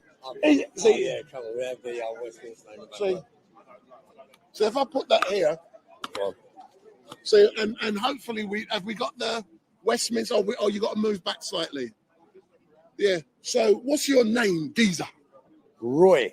Roy who? What's your social media? Roy, name? my social media is Roy. Middle score, lowercase E3O. And I'm just, I'm not actually a journalist. I'm not an auditor. I'm actually a stringer. I go out and about, I press record, and then I press stop at the end of it. And I leave it up to the people to decide what they think of what I do. And I try and capture, you know, the in-depth parts of the protests or whatever it is we're trying to cover. Like today, I'm just here walking around like yourself, just trying to capture everyone's opinions and what they think and how it is, and try and relate that to the public as best as possible, you know. Excellent stuff. Thanks a lot. I want to catch up with Ezra. He may want to do his own little thing. Yes, always. But I want to find out what his decision was. So we've got Ezra Levine who's outside. I'm going to try and engage with Ezra in a few moments' time to try and establish what decision the judge made and the reasoning behind that decision. But when I interviewed Ezra earlier on, around 8:45-ish, he said he had submitted relevant information, evidence to the court to prove he was an accredited journalist in his own country. So what we want to find out now is that we are hearing that apparently, yeah. So what we are hearing now is apparently he has been permitted to live tweet, and that means that you guys are going to be getting a truthful account of what is happening in court number 1 when Tommy Robinson returns. And don't forget, if this is the first time you have seen, and Tommy's now coming back, so let's get ready for Tommy to come back. Tommy's coming back. So Tommy's now coming back, and I was coming back from his brief break. I don't know if he had a bite of lunch. It's only 11 a.m. And I'm not sure if he's got more comments to make to the public. I think he's walking. So there's Tommy eating away. So Ezra, I did want to ask you. I may not get the chance now because I believe a decision. I'm confident if you stand there, then Tommy will come. So Tommy, so you got the man Ezra. So Tommy, sorry, Ezra. What has been the outcome for the judge's decision for allowing you to live tweet, and what was the rationale given to justify that decision? Sure. Well, the judge looked at my credentials from Canada. I'm a member of the Independent Press Gallery. And frankly, I think the UK needs an independent press gallery because the National Union of Journalists, I'm told, has a bit of a political bias, and they do not accredit citizen journalists who don't toe a certain line. The judge did say I could live tweet, but Wendell, my point of view is other people should be allowed to as well. Journalism is not a profession like law or medicine where there's actually, like, journalism is an activity. Either you do it or you don't do it. So I think the judge has to open wide the doors to the court. In the interest of transparency and modernity, he's got to stop preferencing the legacy media, Wendell. And the great thing, you can now go back in the court at 11 o'clock and you can live tweet and tell people exactly what is happening. And I'm going to sit right next to the BBC when I do it. Big up. So, Tommy, are you happy hearing that? Ezra. I need Ezra. I've asked Ezra every case because I know that the truth doesn't go out there. So Ezra comes, and Ezra's a machine. I don't know if you've ever seen him in action. I've heard it. It's insane to watch. Yeah, you can sit there, you'll sit there talking to him, and then 10 seconds later, you'll get an email this long. And it's like, how did you do that? How did you even do that? So I watched Ezra. Do you think, citizen journalism, because Ezra, you're great at organising, I'm not, there should be an international citizen journalism recognised awards ceremony. So then when you see like this gentleman, you see young Bob, you see all these people in different countries who are rising stars of citizen journalism, there should be a recognition system, a worldwide recognition system, or some sort of programme, like an international awards thing. When I visit, I'm not hitting that you, Ezra, because you're going to organise it. When I visited you in prison, that was one of the things you said you want to see it happening. I want to see the young people, I want to see young people, the young auditors, the young live streamers. I think that you've seen we've done it at United Kingdom. We recognised them, brought them forward. This is the future of media, and they need to be recognised and encouraged, because I know that what we're going to see now, you saw it with Channel 4, is they're going to face mass attack. They're going to face attack from government, from police, and from media, the same way I faced attack, and they're going to do it because they don't want them they don't want to lose the control. And as we saw in court yesterday, they lost control, so they tried to pull it back. Unfortunately, Ezra has credentials. But if Ezra didn't have those credentials, then today it's stuffed. They're back in control. So we need to somehow, we need to certainly focus on the citizen journalism aspect, because there's so many good people come. If it wasn't for, what's his name, who's on GB News sometimes, in Epping. No, Adam Brooks. If it wasn't for the reporting in Epping and the live streamers, we wouldn't have seen that Antifa got brought in. It would never have been reported. The public wouldn't have been aware of it. So citizen journalism, I always say mainstream media, is there any here? Are the cancer, and citizen journalism is the cure. All these guys with their phones, that's the future. And that's how you stop the bullshit and stop the lies, by instant, on the ground, live streaming, reporting. And you can see the public want to support these citizen journalists. So I think it's great. Ezra introduced me to citizen journalism. So I think you were the first with Rebel Media, the first alternative non-mainstream media. So it's all good to watch, man. And do you know what a mad story? I was driving You know, from your live stream, yeah, I pulled up around that corner, a black taxi driver got out and said, just watch you on the live stream. There's your Percy Pigs. And he gave me two packs. And he actually stopped in the game. He went and got them from watching our live stream. He must be sat in his taxi. He's gone to a shop, picked them up, pulled up next to us around there, got out of the car and said, I saw your live stream, there's some packs of Percy Pigs. Legend. You got a camera. That is so great. But that's a clear demonstration that people around the world, people in London, they're watching, if the media they're could walk listening. with us there, do you know, even all the Arab lads, black lads in cars, just they've lost their attempt to demonise us and to make us toxic as racists or extremists. It's all gone. It doesn't. Even all the lads in court yesterday, but no one buys it. Everyone's shaking our hands. So, yeah, there's going to be a battle, and it's the people against the establishment. It's not the white people; it's the people against the establishment. And if you look around at the people here, everyone, great. Yeah, it's good, man. We're the future. Excellent. So let's just hope I'm not in jail in a few hours. Yeah, I've got to go home. It's got to be not guilty. Cheers, man. I'm going back in. Thanks a lot. See you. Let me take the microphone. Thanks a lot. Whose one is that? Whose one is that? That your one? So Tommy Robinson is now making his way back into court. And like has been said, Ezra Levine, he is also making his way back into court with Tommy. And what is really great is that the judge has permitted Ezra to go into the court. He's provided his accreditation. But what Ezra did say is that all journalists, all citizens journalists should be permitted to go into the court to live tweet. So you get on your live tweet, you do it factually, you're getting the information out there. And when that information is put out there, people from all over the world are seeing the truth. You're not relying on the bullshit which has been told by the media from the Channel 4 and all of those other media houses which are slowly collapsing because we, as the citizens journalists, we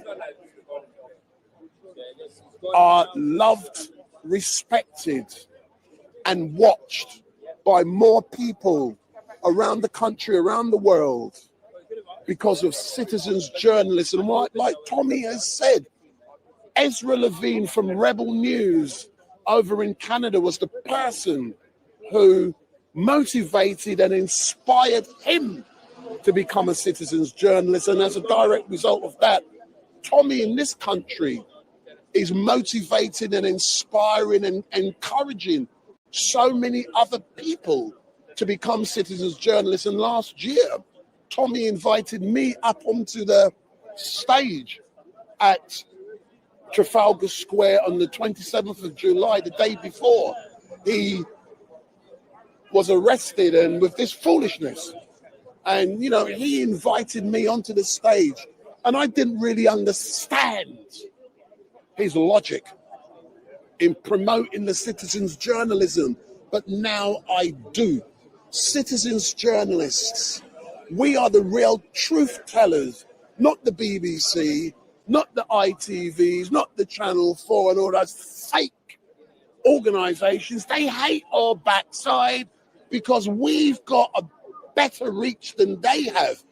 And, you know, we are seeing the number of citizens journalists around the country. They've all got different styles, different approaches, but collectively we have something very important to offer to the fake narrative that the great people of this country, I don't care what color you are, what race, what gender, the people of this country have been fed for donkey's years, vile and bile by the big boys. But you are now realizing that you've been lied to and you aren't having it no more. That's why people ain't watching those big boys. And it's only little people like me. I only do my little piece to give you guys some of the action. And if you look in the background, The flag is being flown. And people are proud of the fact that they're British. And for me, you know, I'm in my Union Jack suit. Not today, of course. But when you are, you feel proud, you feel great. And it is really great that the people of this country, true British citizens, are now standing up for what they believe in. And Tommy Robinson and others have encouraged and motivate them to show their allegiances to the flag. To the flag. See, this ain't scripted, you know. I haven't got my little script for my BBC and ITV and all that thing. I've got to say this. Come out my mouth, man. Come out my mouth. Big up. Hey, what's happening, bro? How you keeping today? Yeah, good. How come you've been so quiet? Well, I've just come in. It's really cold. I'm freezing. So You're freezing. Yeah. I'm not going to hug you, but when we spoke yesterday, yes. Has your assessment changed of what you said yesterday about? Not really. I think I'm still in the same position that I was in yesterday. But I think, like I said yesterday, I'll say it again. I don't think that he should be in here today. And if anything, he should be a free man. And hopefully soon he will be a free man. And then we can all go home and we can enjoy. And he can go home and he can enjoy and have a safe life. And that's it. Yeah, you know, we want to see Tommy Robinson today leaving the court, case thrown out, not guilty. No, I want case thrown out. There's no evidence. Yeah. Not guilty and case thrown out is two different things. Yeah, but case thrown out. And we want to see Tommy returning back home to his family. And I know he's going to go to a chicken shop called Chicken George. That's his favorite eatery, Chicken George. I always thought Chicken George was a man in the 1970s program called Roots. You remember them thing there? But Chicken George is a chicken shop that Tommy loves. So that's all I can say. But all I can say, sir, thank you very much. No, thank you very much. Big up. Excuse me, sir. Let's do some interviews, man. Yeah, I don't, you know, as a citizens journalist, I'm out here live streaming for 8 hours. Yeah. It ain't me like I've the just BB. learned how to live stream, by the way. Oh, right. By the guy that you taught how to live stream. he pointed the camera and said, and I learned from him. Yeah. Big up. So we had a great conversation. Oh, you got that? No, sorry. You stay there. So we've got that in the background. Yeah. But you have to come around. I'm calling you, and then that's in the middle. Yeah. Yeah. So it's called composition. Let me show you. Let me show you. Stay there. So this is my camera, and I know how it works. So if you have a look, yeah. Wow, how much good looking is that? But I don't look at it. So yesterday was day one of the trial, and you and I had a very detailed conversation for about 10 minutes or so. Mm-hmm. You know, what's your assessment of yesterday's hearing and then today's? What, you know, things you've seen today? I couldn't be here all day yesterday. Yeah. I didn't hear most of it. But the people that I spoke to, the general consensus was that the prosecution had nothing. But I've got one point to make today. Because, you know, yesterday, Ezra was told that he can't tweet because he's not an accredited journalist and all that, right? First point, in one of Tommy's last trials, the judge actually stated that anyone with a social media platform and a mobile phone or something, which is reporting from somewhere, can be regarded as a journalist or a citizen journalist. That aside, today, he went back on what he said, and he was trying to blame Ezra for the way he was reporting from the court, saying that his colourful language could cause could pervert the cause of justice. How? Right. No. Let me listen. Right. This is the question that I want to ask. All the time, all the mainstream media reporting yesterday from the court, the headline was far-right activist Tommy Robinson, right? Now, Tommy Robinson has always said that he's not a far-right activist. You know he's not a far-right activist. I know he's not a far-right activist. Look at the diversity here amongst his followers and all that. Look at you, look at me, right? Yeah. So if they're calling him, if they're headlining the far-right activists, are they not perverting the cause of justice? By using that language. Why are they not being told off? Yeah. No. I hear you, and you know, it's like someone being accused of rape, being the headlines from the court being like the rapist was like caught with so much cash or something before he's actually charged. So you know they what is on what basis are they calling him a far right? Yeah. You know, it's a nasty label, and I dislike it. But you're back today, and Ezra has been permitted to go into the court to live tweet, which is amazing. We spoke to Tommy just now, and Tommy is very happy that that will be happening. So they will be getting the truth. They're due to go back in at 11 o'clock. I don't know what the time is. It's past 11, I think. So will you be going back upstairs Yes, in a I will minute? be, yeah. Yeah. So when you come back down, give us your opinion of what you've heard and seen, and we look forward to, excuse me, and we look forward to hearing from you. Yeah. Hello. Excellent stuff. But thanks a lot. But I know everyone's going in now, so I'm just trying to capture quick interviews. Yeah. Thanks a lot. So I know you're just going in. Yeah. So we've had some great news from Ezra that he's been allowed back into live tweet. You're going back on the first floor. Yeah. Are you looking forward now to the last part? I'm hoping to get some really positive news. It was very interesting earlier because he went to join the other journalists and we seemed a bit miffed first of all, and then he was welcomed, and there was a bit of a... They weren't expecting him back. They weren't, no, and the public gallery were clapping, so that was quite funny. And yeah, I'm hoping for some good news. I think the case is looking pretty strong, obviously in Tommy's favour. So let's hope for some good news. Excellent stuff. So go up there, take it all in, and when you come back and report your own views, yeah? Excellent stuff. Thanks a lot.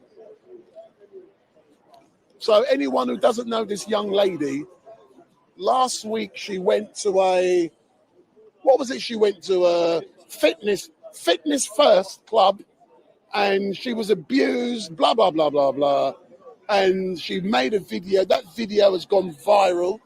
And as a direct result of that, lots of women and Jewish members in Fitness First have been cancelling their membership. But, you know, Tommy's now back in the court.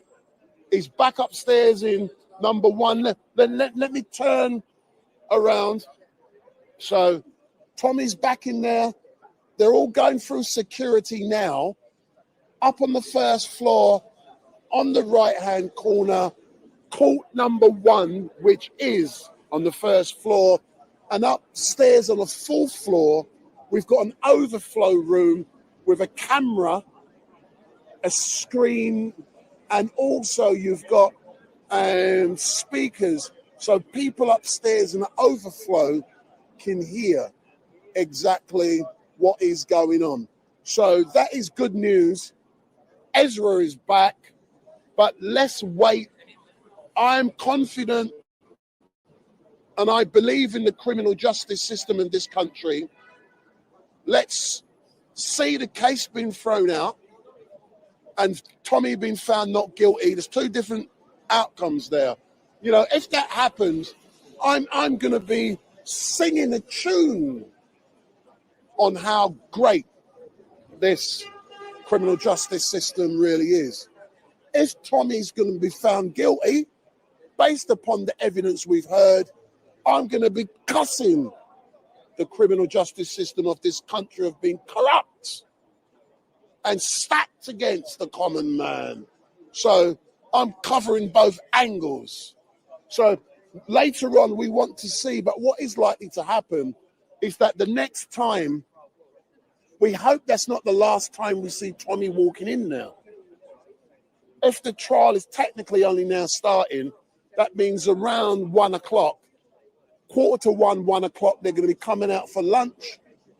Tommy's going to go and do what he has to do, and then he'll go back in, and later on, he will be the last part of the case. So that's what's going on. And all I can say for all of you who are watching on Tommy Robinson's YouTube channel, on Tommy Robinson's Twitter page, thank you very much. Thank you for allowing us to live stream into your homes, into your workplaces, into your cars, into your phones, because you are getting the truth. And we at Urban Scoop are the only persons out here today who are consistently live streaming until the end of the case. And that is the power that we now have in live streaming. But what I'm now going to do, I'm going to let my cameraman pick up the camera, because my live streaming unit must be facing him all the time so he can monitor. No. Put it down. There we go. No, let go. You can tell this isn't me doing this, because I do it in such a way I can just pick. I don't. Let go.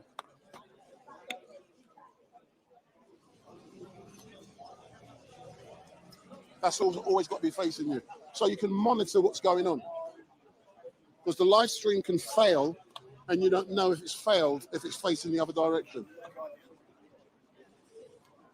So that's what's going on down here. So open, move back, move back. I can tell by looking at it if it's without.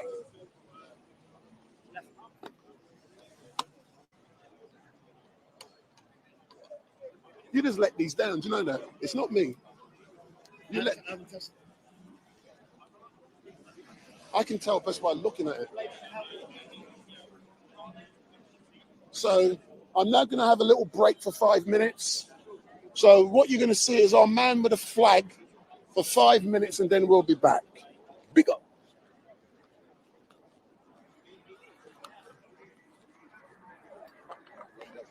I won't be. Let me just turn the volume. Hold me 2 seconds, yeah?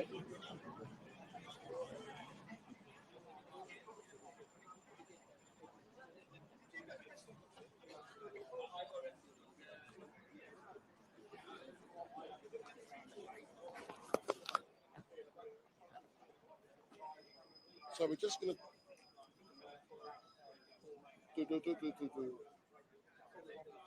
So we're just going to turn the volume down for a few seconds.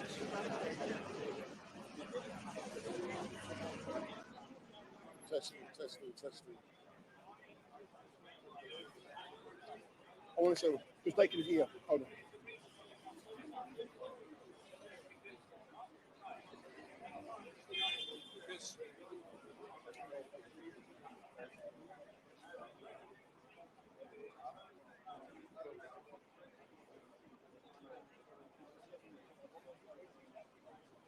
Yeah, and that's we're too close. Yeah, we'll do it. 1, 2, 3. Yeah, 1, 2, 3. Yeah. Thanks, mate. Huh? Okay. Listen, you know something?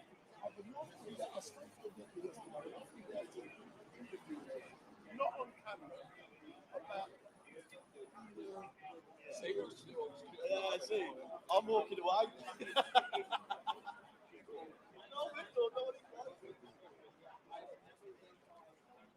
I'm gonna have a go. Testing. This one I can't hear it anymore.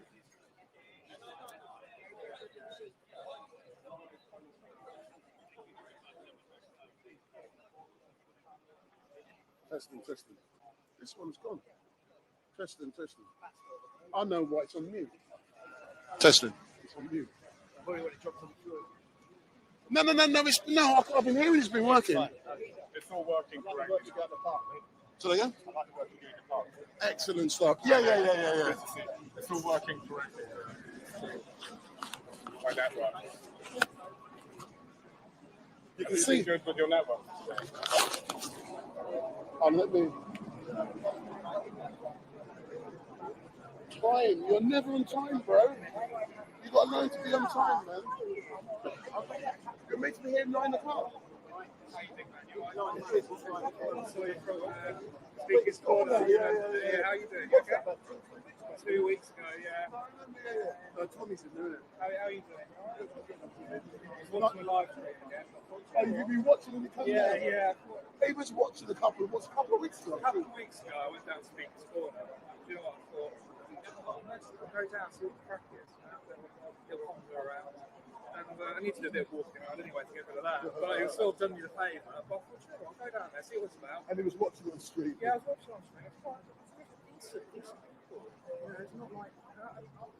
I've said it for years, though, mate. Like, the first time I watched Tommy was when he went to Northampton about Hadis. And I thought, you know what, it's such a joy. Because my little brother and little sister went to school at Barry Road in Northampton. And literally, this guy lived the next street across. I'm not going to allow that to happen. One's at the time at school. Damn it, I thought, stop that. So I value Tommy because most people want to be aware of stuff like that. It's only when you highlight things people start to talk about it. The mainstream don't have that. Yeah, that's right. They only want to sort of pin you where they want you. Yeah. You know what I mean? Fucking wankers. Let me go in there. I'm just going to, what I tell you to do, I'm going there now. I'm going to have a piss because when you need to go to that piss, you can't go. So you go when you don't want to. I'm going to go fucking do it now. But Tommy's just gone back in again. And what do you do? Go to the fucking security wall. Really? That's why you got it back. You know, from off the street. If it's possible, I might try and get a quick thing for Tommy. Is that all right? The governor, isn't it? Are you staying for a little while? Yeah, I will be. I'm going to go get a drink with him. He should be back out by 1 o'clock. That's the time. So keep the one on you. Yeah, appreciate it. Thank you.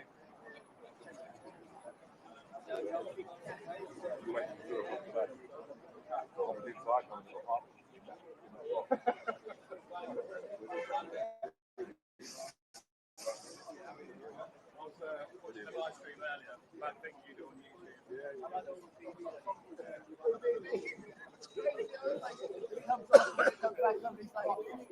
Bro, BB has got more points than West Ham.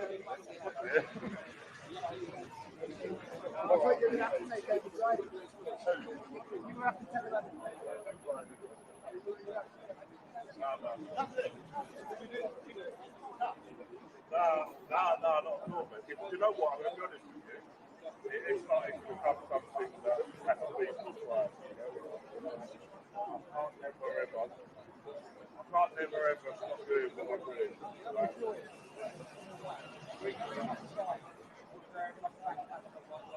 know what? I'll be totally honest with you. It's only like 3 months ago. Don't give it to me. Oh shit, nigga.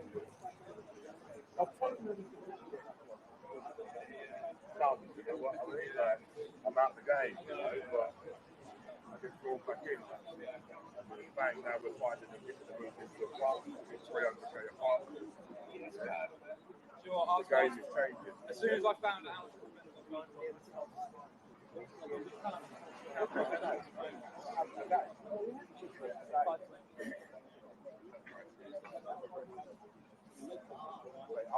I've got information, incredible.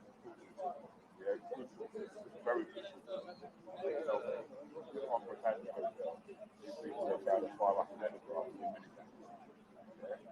Alison Lee.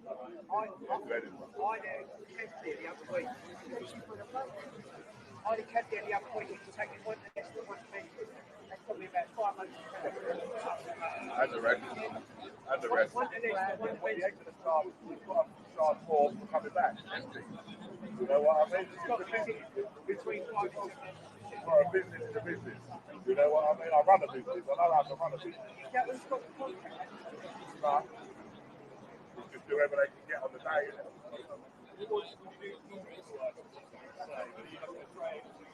Yeah, pretty much. Yeah, so I've got my own business. I don't really do a lot of mobile. I'm trusting them enough. I pay them. You know what I mean? Nah. Unless I've got like a big. I'll do all of the Doing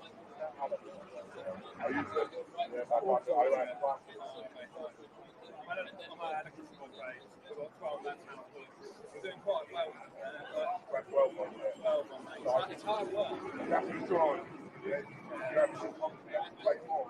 Yeah, it's mad, mate. Especially on the work. Insurance. People don't understand what I mean. What we're trying to do is try to like be their pupils and work like you know what I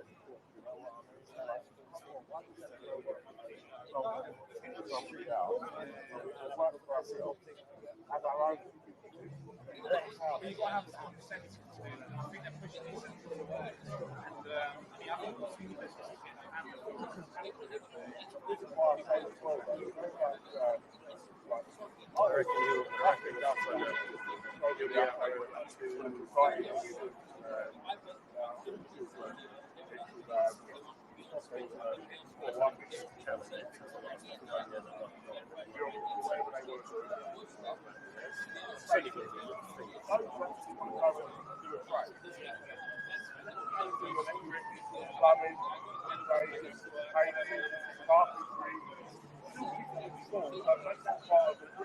I think if you're a friend, you're a project when you're at school, you're around people who think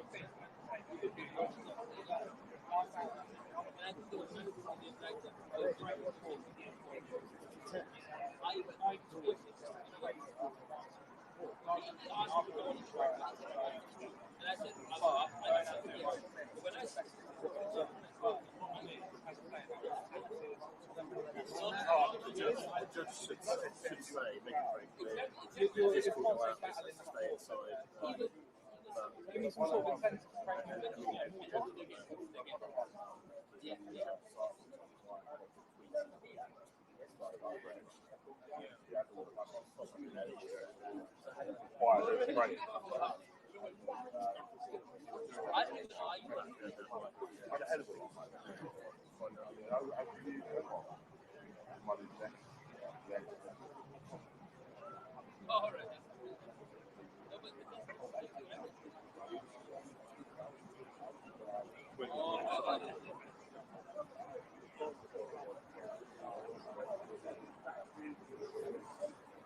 break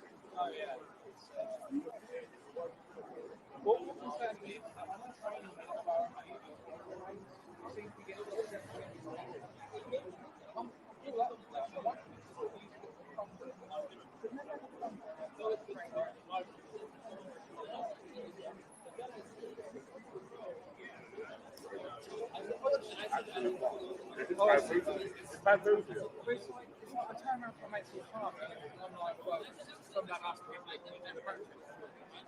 Much so and they turned around and then I turned around and we don't really come to all they know is speak now goes, yeah, they actually put more to society than the Brits. Apparently we take more to NHS, taxes. Let's not forget, these are the same people that they said in the pulp. Silent people who've got one right to nothing. Oh, yeah.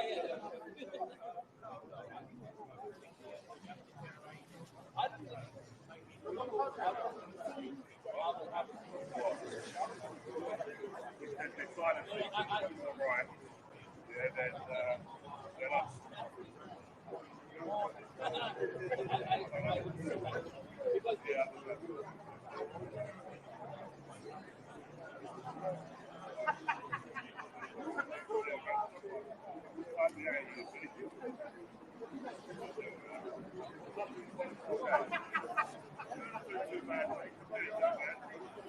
Yeah, I've got 100% back. Ready to go.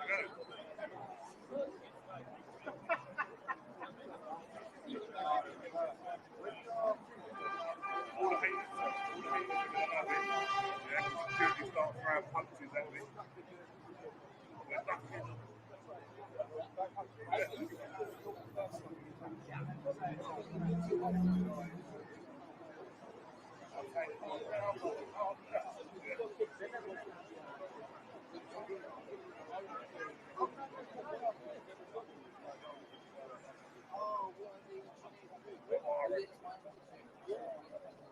Like,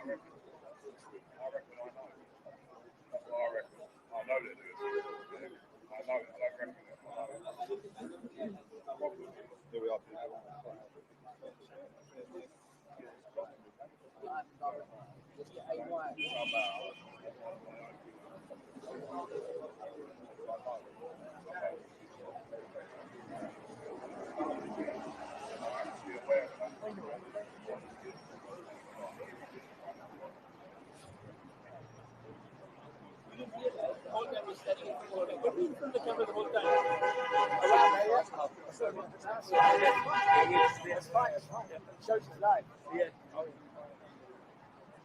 He's turned the audio down.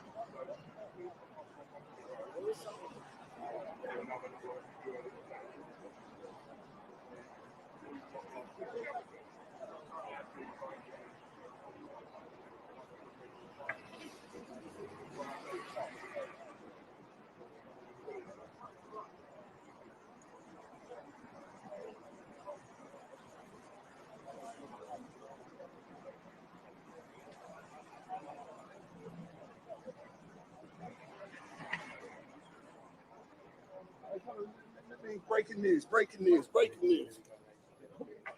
You're going to like this. We'll get the audio back on.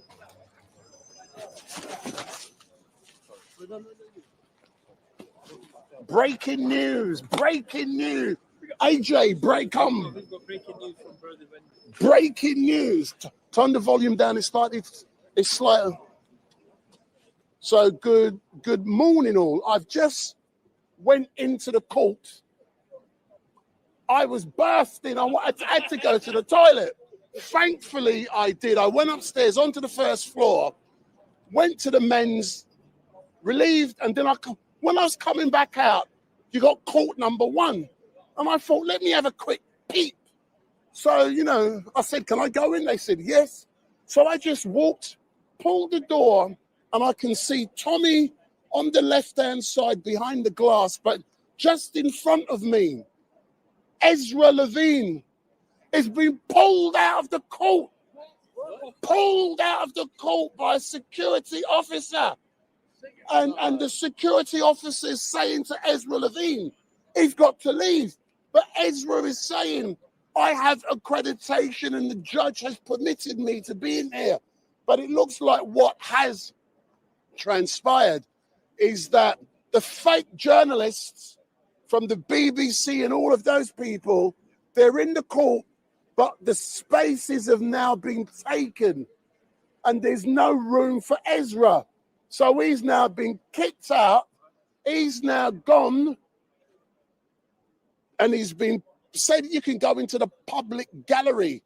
And Ezra is asking the security officer for his name because he's going to report him for assault. I saw it unfold with my very eyes. I could not believe that a journalist is being pulled out of the court.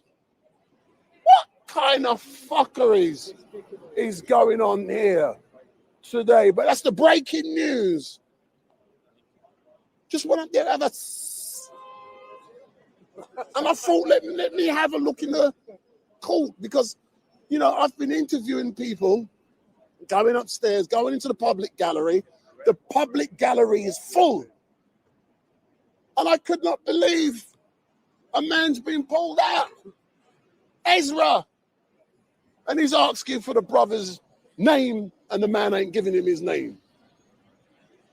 More to come.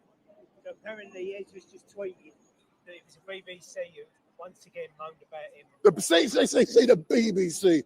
And I witness it. Eyewitness. Big up. Big up. Right place at the right time. Just like they say, right place at right time. Come, A1. Come. What you got to I say? presume he does actually have a press pass, like an international press pass. No. I think what's happening at the moment, the judge can basically make his own rules who comes into the court. Yeah, of course he can. Let's agree on that. Yeah. And they don't want him in there because I can understand when they're saying that you're in the public gallery. This is what people didn't make clear yesterday. Actually, in the court, you're very close to the action. I haven't heard anything, so I can't hear how loud it is. But I was interviewing people yesterday, and they were saying they can't hear very clearly. But in the public, so between the court, in court 1, then you've got a glass, and then there's the public gallery. Right. So the glass will prevent So you sound. don't really hear too much anyway. Yeah. So you can hear. I don't know if there's a speaker or something in the public gallery. So people were complaining the sound isn't very good. But in the court, it's packed at the back because there's not that many spaces anyway. There must be like 10 spaces or something. I don't know, because I wanted to go. Yeah, hey, go and have a look, bro. No, I just tried to go in there. Listen, I'll tell you what, it's quicker. You get through the airport quicker than you would do through there. They want you to take jackets off. No, They want you to take all sorts No, but hold on, hold on, bro. Yeah. I like to argue. I conform. Went to the court when the BBC, they playing the game. They said to leave the court and sit in the public, even though, see? Yeah. Yeah, because I would say... But a security guard was to move me back to the public gallery. And that's what I saw. But I would like to... If the judge has approved his credentials, who's approved the security guard to go and remove him? No, but that's regardless, that's their job. But the issue is his approach in removing. You can't go and pull a man out. That's called assault.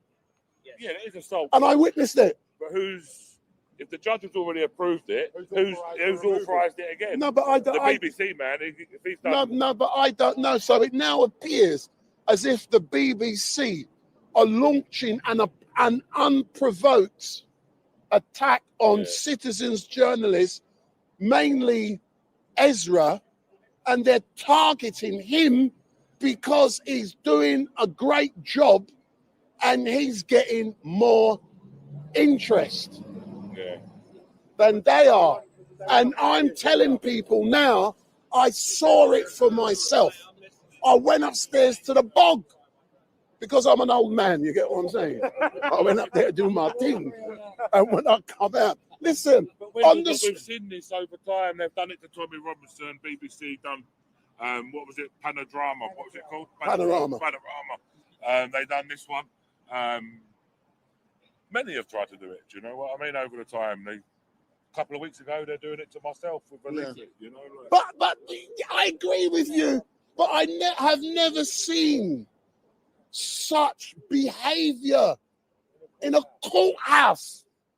We come here. Listen, man. Me and you are out here. Yeah. We got certain respect. We go in there. If they want me to take my thing out, I've put it all in my bag over there. No, so when I go in, now listen, it's a game.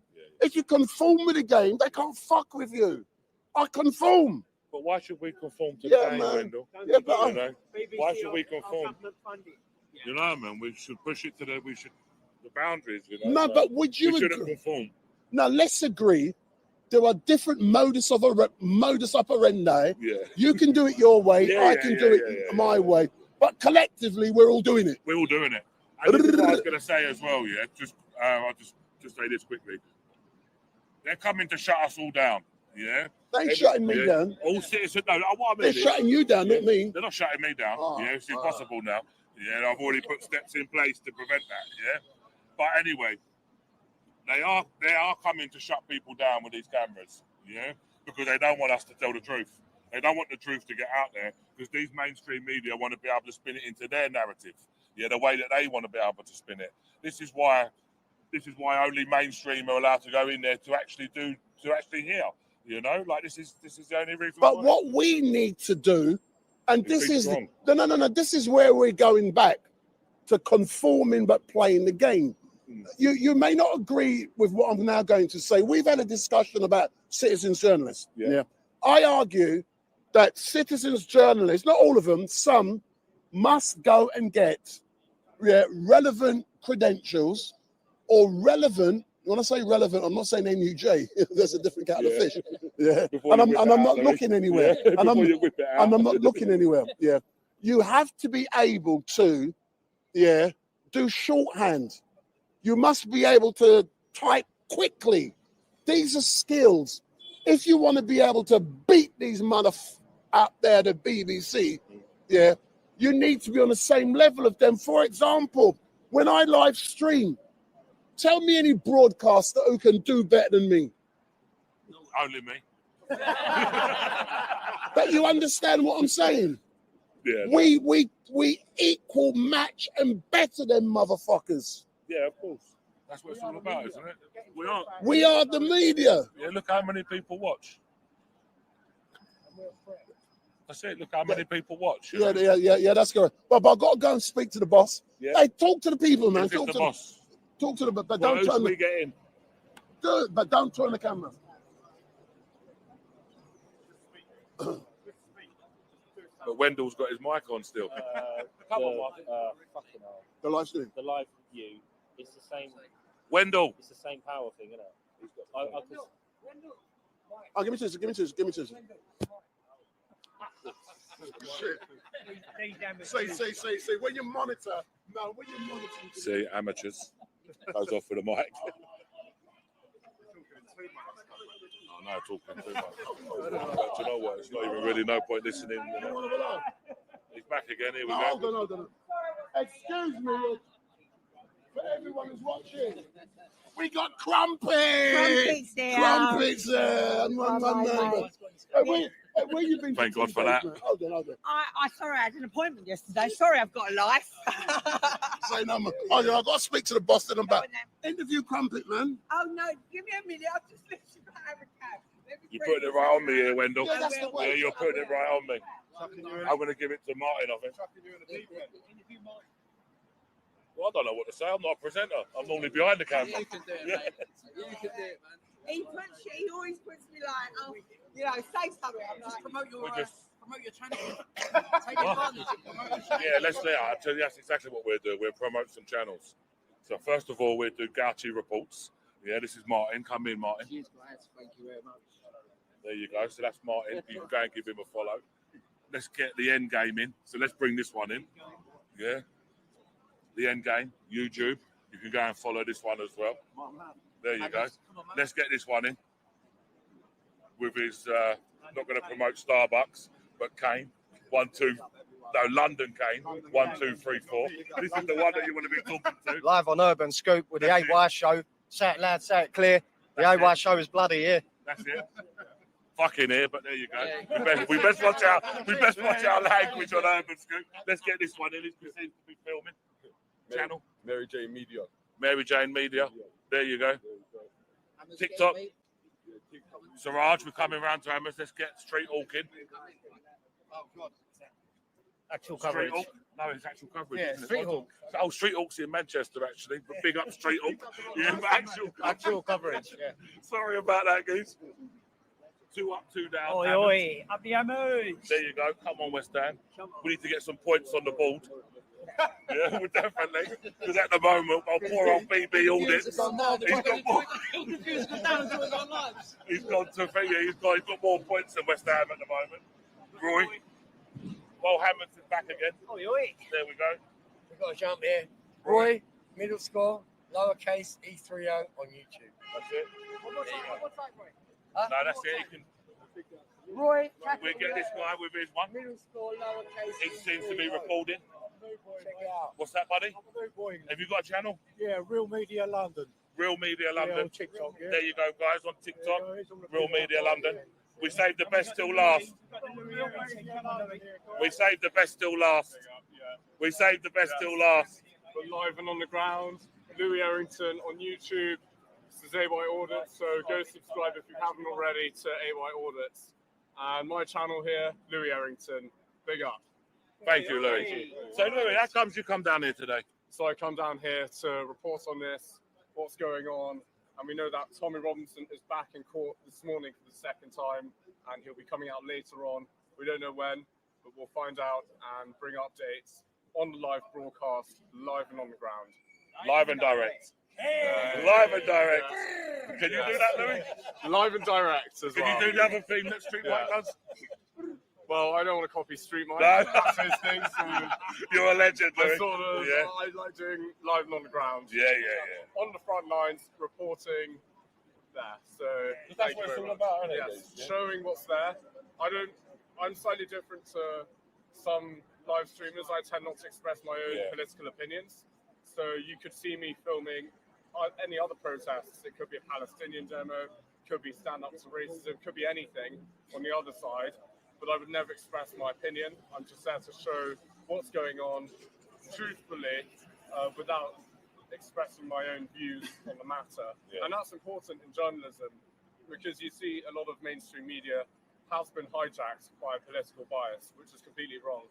And the way I'm trying to present myself here is to just show what's going on from a neutral angle, and my viewers can decide their own views for themselves, rather than me enforcing my views to them, which is the key to journalism, being bang on in the middle and covering both ends and angles, up, down, right, left, whatever you name it, whatever it is. I'll be filming live and on the ground at all sorts of protests, and also Speaker's Corner as well, which is becoming more and more popular, but it's become very much to do with religion. You see a lot of Christians and Muslims debating, and there's various stuff going on with that. Because I was there the last Sunday, and a Christian man was assaulted and punched in the chin. I don't know if any of you have seen that online, but then he felt dizzy afterwards. And then the man who punched him, I think Shamsi, walked off, and the police did not intervene at all. And I got it all on camera. My camera almost got knocked over with what happened. And yes, it was very much a tense situation. Go back to live streaming for a second, Lily, because the more I've watched your live streams, actually, the more I've noticed that you're in a neutral way. Do you know what I mean? And just documenting it all in a neutral way. And I've seen some other ones, not just Palestine. You've been to Jewish ones. You've been to all different ones, trans rights ones. You know, like you've gone and you've all over the place. Fair in play London, to you. and sometimes outside of London as well. And that's the key to it, because a lot of viewers who don't necessarily live in London want to find out what's happening in the capital, in the UK. They want to find out the truth and the news from different sources other than the mainstream media that is presented to the majority of the public. So they look for alternative sources such as you, me, and many others, which is very important. And there's the rise of independent freelance journalism, and it's becoming increasingly popular. It's the future. Looking at it, it's in that respect. Listen, I would agree, because more and more people, are watching, because it is live. They can watch it and they can take what they want to take from it. And nobody can actually argue with it. You know, like you're not stopping and clipping and editing, etc., etc. You're just doing it raw footage. Raw footage. And even if I do edit and something does kick off or happen, I would post that later, subsequently, as another video. But I wouldn't clip that to an extreme level, as what some mainstream media are accused of doing, allegedly. So when I go down to report, I show from both sides. I would interview both angles on the ground, live, and my viewers can decide for themselves, and they can decide what points of view they have on the event, regardless. And one thing I won't tolerate in the live chat, and that's why I have a lot of moderators, are rude comments, which are to anyone, really, to any race, religion, whoever it is. If there's a rude comment, my moderators would instantly deal with it swiftly. And we have very professional moderators. And I'd like to give a shout out to Lisa Sargent, Mansby, Divine, and various others, and also TT and all the moderators who've joined the channel recently, and also who have been on the channel for many years since I've first started. On that note, I'll shout out my moderators and all my members. Thank you very much. But all my moderators, Amp, Lynn, Jojo, my two Aarons. I think that's it now. Yes. If I forgot any, Jenny. I forgot about Jenny. Two Aarons. Do you know what? Moderators on our channels, they're actually helping our channels, because they are every time we're live, they are watching all the comments. They are using like slow mode, etc., etc. They're banning people because you get a lot of people that come in that are not there for the right reasons. They're just there to cause trouble. And I'm a bit like Louis. Like I have like there's rules for my channel. You know, words that will be accepted, words that won't be accepted, because it's not about being racist and being like racism. Do you know what I mean? And I'm not going to promote that on my channel in any way. And if you're going to write that in the comments, you can go. And I think Lewis, where we're quite similar, we want our community to be a happy community. We want people to be able to talk. We want people to be able to get on and build a community that is where we're showing everybody the truth. Do you know what And I also, mean? the thing is, when I sometimes read the comments, which is about 10% of the time, because when I'm filming, I'm mainly busy, but sometimes I do double check the comments. And whenever I see a civilized debate, that's completely fine. When two people agree to Sometimes disagree, you're on it all the time. The debate. Yeah, but that's what. Yeah. That is what people should be doing civilly. Yeah, exactly. Agreeing to disagree, that's fine. But once somebody crosses the line and incites violence or hatred towards another individual or group, that is wrong, and that's when the moderators will intervene. So do you have like blocked words and stuff, Louis? Yeah. Yes. Yeah. So do I. Yes, and we use Nightbots as well, which can be a bit tricky sometimes because Nightbots is an AI sort of thing which works with YouTube, and whenever we want Nightbot to respond, Nightbot just doesn't and just falls asleep. I don't use Nightbot.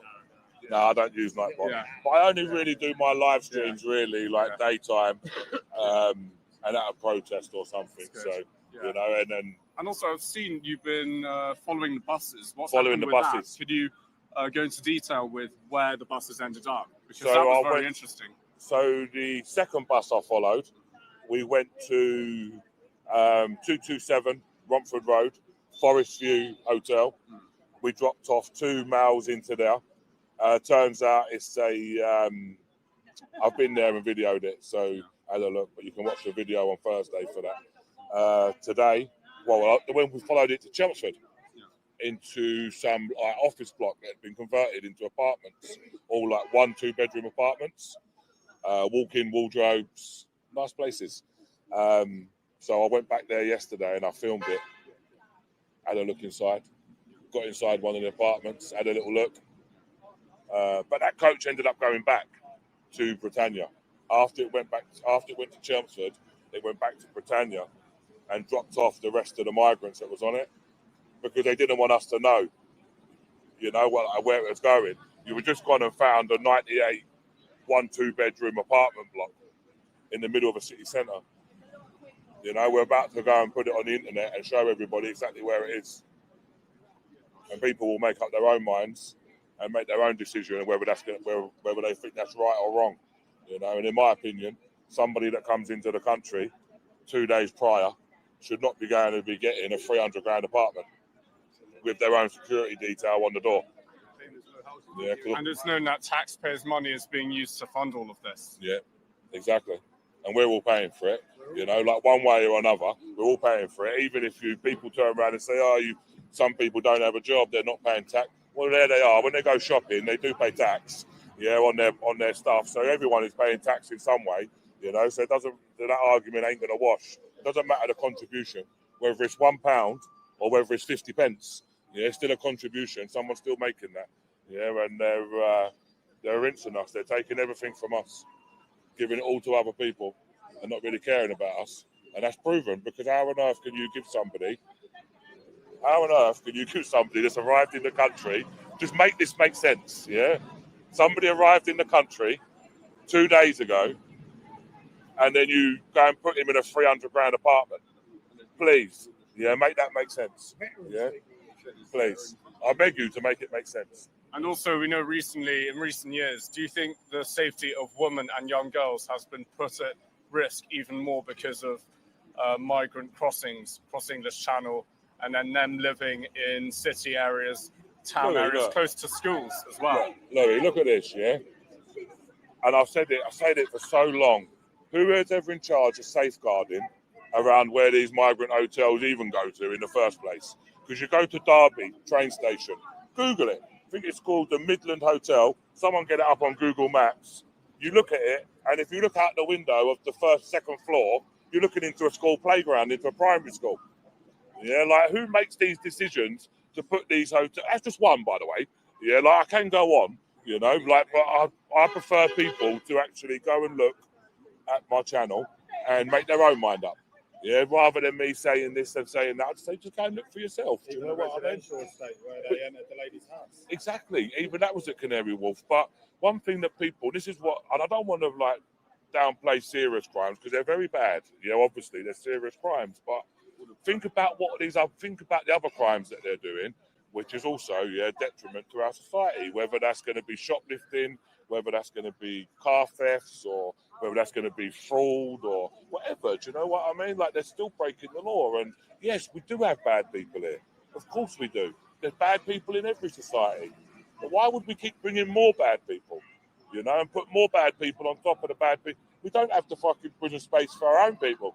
Let alone this. The government to actually keep continuing to be continuously. Who knows? Do you think it's all done on purpose? Because we know that the government now wants to introduce the digital ID scheme.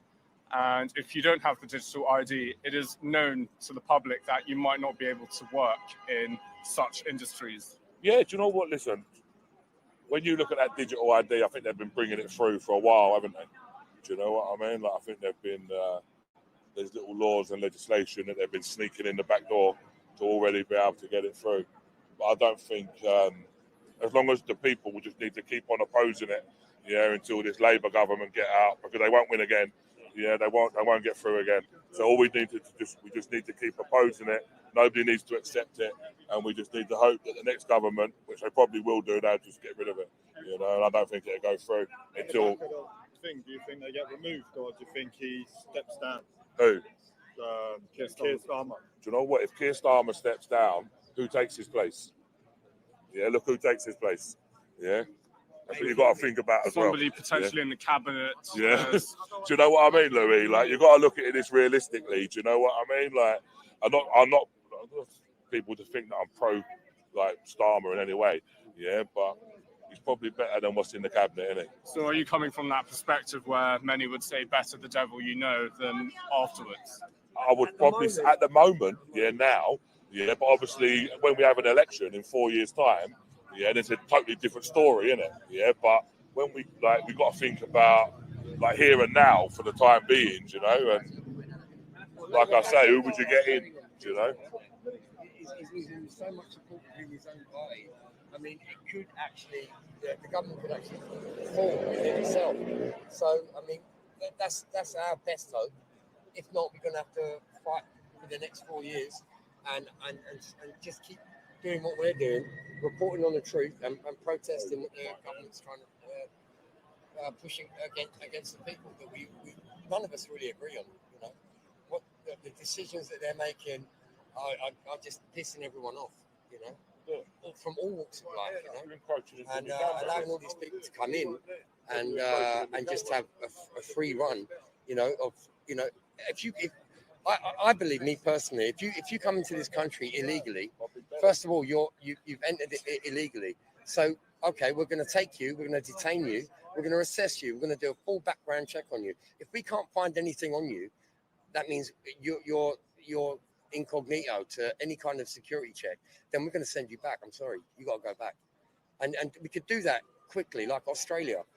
You know, if we implemented the rules that Australia implemented, then we wouldn't have such a massive problem, because we're talking about tens of thousands of people, not just coming in on boats. Boats is a drop in the ocean. The biggest problem is visa. People that coming over on working visas, education visas. When they get to the end of their visa, if they haven't achieved their goal or haven't got a job or whatever, then they claim to be immigrants. They're like lost souls. And then ECHR is allowing them to claim asylum as asylum seekers. Hang on, you came over on a visa and it run out and now you want to claim asylum? How does that even work? You know, that's a get out clause for them, and we've got to get rid of that shit. Get rid of ECHR in my eyes. I'm just going to double check see if my stream is working. Yeah, it's all working really well. Just double checking. Yeah. Okay. Roy, do you want to come in front of the camera? Yeah. So I'm not buffering or anything. Yeah, it's just double checking. Thank you for that.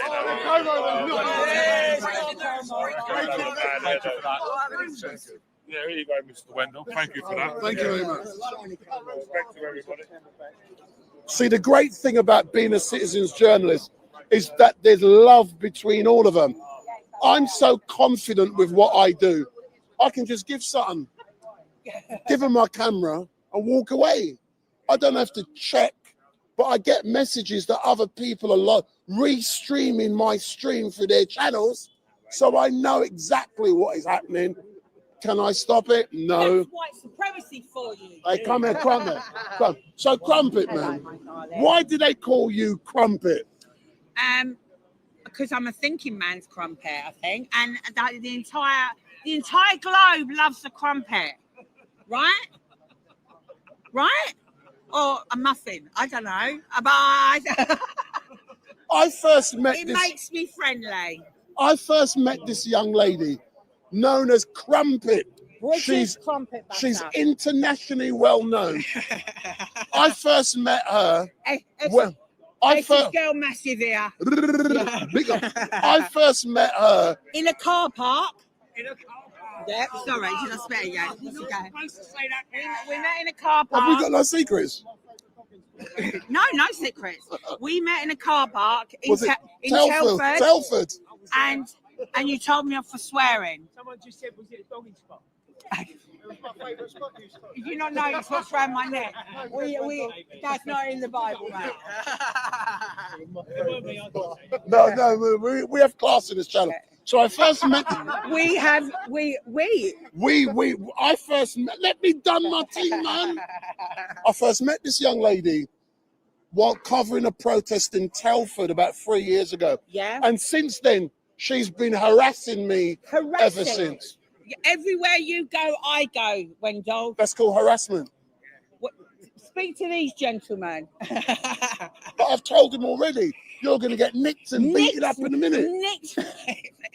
Did you watch the documentary on Panorama the other day with Stampy?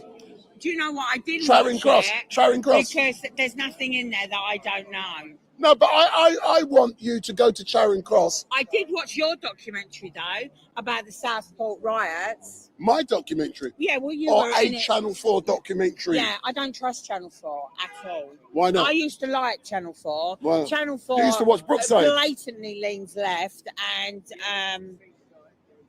just blatantly leans left. It's I think our mainstream media should portray both sides fairly, but it doesn't quite clearly.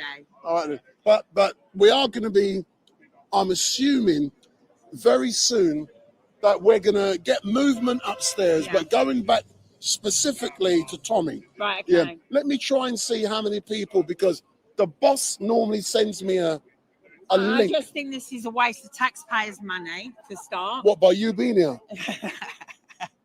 You are so rude, Brother Wendell. I've got one. So the Do you know what we've ended up like, Wendell, after all these years? We are like literally like the two Ronnies. No, we are not. No, we are not. No, we're not. Can Morecambe and Wise? No, we're not. What are we then? No. We're definitely the comedy actor. Someone did say steptoe and son. Steptoe and daughter.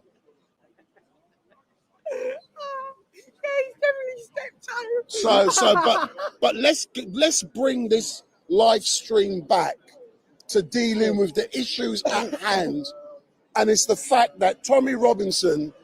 But it's really weird me doing this, and I'll explain in a moment because I've got no sound in my ear. I like to listen to sound. Okay. Can I have the microphone? I like to monitor my sound because I'm not hearing nothing. It's weird. That's better.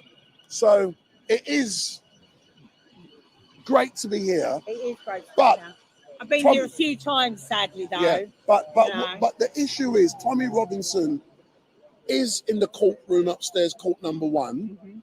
I've been up there. Tommy's on the left-hand side, in the court, behind the glass, and there's about 10 mainstream journalists in there. Then there's another glass, and there's another about 30 people in the public gallery.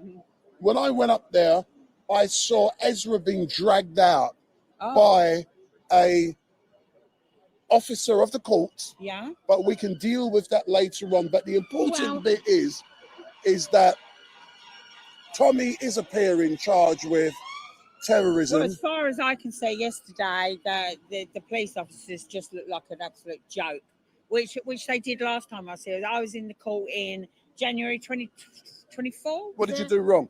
No, Tommy was behind the glass. So stop the sarcasm for a minute, sir. But there was left-wing papers, left-wing media papers at the back of the court, and they were trying to completely entrap him, tell him that his life was absolutely not in danger, blah, blah, blah, blah. Really in danger. I'm just going to stop you for a few moments. Okay. There is a reason why. I've been doing this for a long time. Trust me and follow me. Okay. Yeah. I've always followed you. You accused me of stalking 10 minutes ago. But when I say follow, I'm saying I'm doing it metaphorically. Okay. I've been doing this for a long time, and I'm always aware of my environment. So sometimes when I'm being interviewed, I'm actually looking around, seeing what's going on. What I'm seeing going on now is that over the last 2 or 3 minutes, lots of police officers are now coming. I said at Epping. No, but there's a difference. Lots of police officers, and when you see this, you watch carefully, because normally it's an indication that something's going to be happening. It could be in there that it's going to be finishing or something. So I watch out when I'm out on the streets for these things. Well, you're that's a why smart I'm. guy, Wendy. No, it's not going to start. Yeah, but I'm just watching that the officers are now coming. But then again, it could be due to the fact that they're going to be breaking or due something. to the fact that they know I'm a rebel with a cause. Maybe that's But going back specifically, Tommy is due in the court. He is in the court, and has anyone been looking at the tweets from Ezra? Because what I want to know is, are they going to be breaking in a few moments for lunch? Well, I came to meet our David Atherton. No. He came out to meet me from the court, and then they wouldn't let him back in. No. We're on something different now. I'm being very direct now. I'm doing about what's going on now. Has Ezra? So it's not happening. No. The reason I'm asking, sorry, sometimes I have a laughing joke. Sometimes I'm direct. I'm being direct now. Nothing wrong with that. Big up.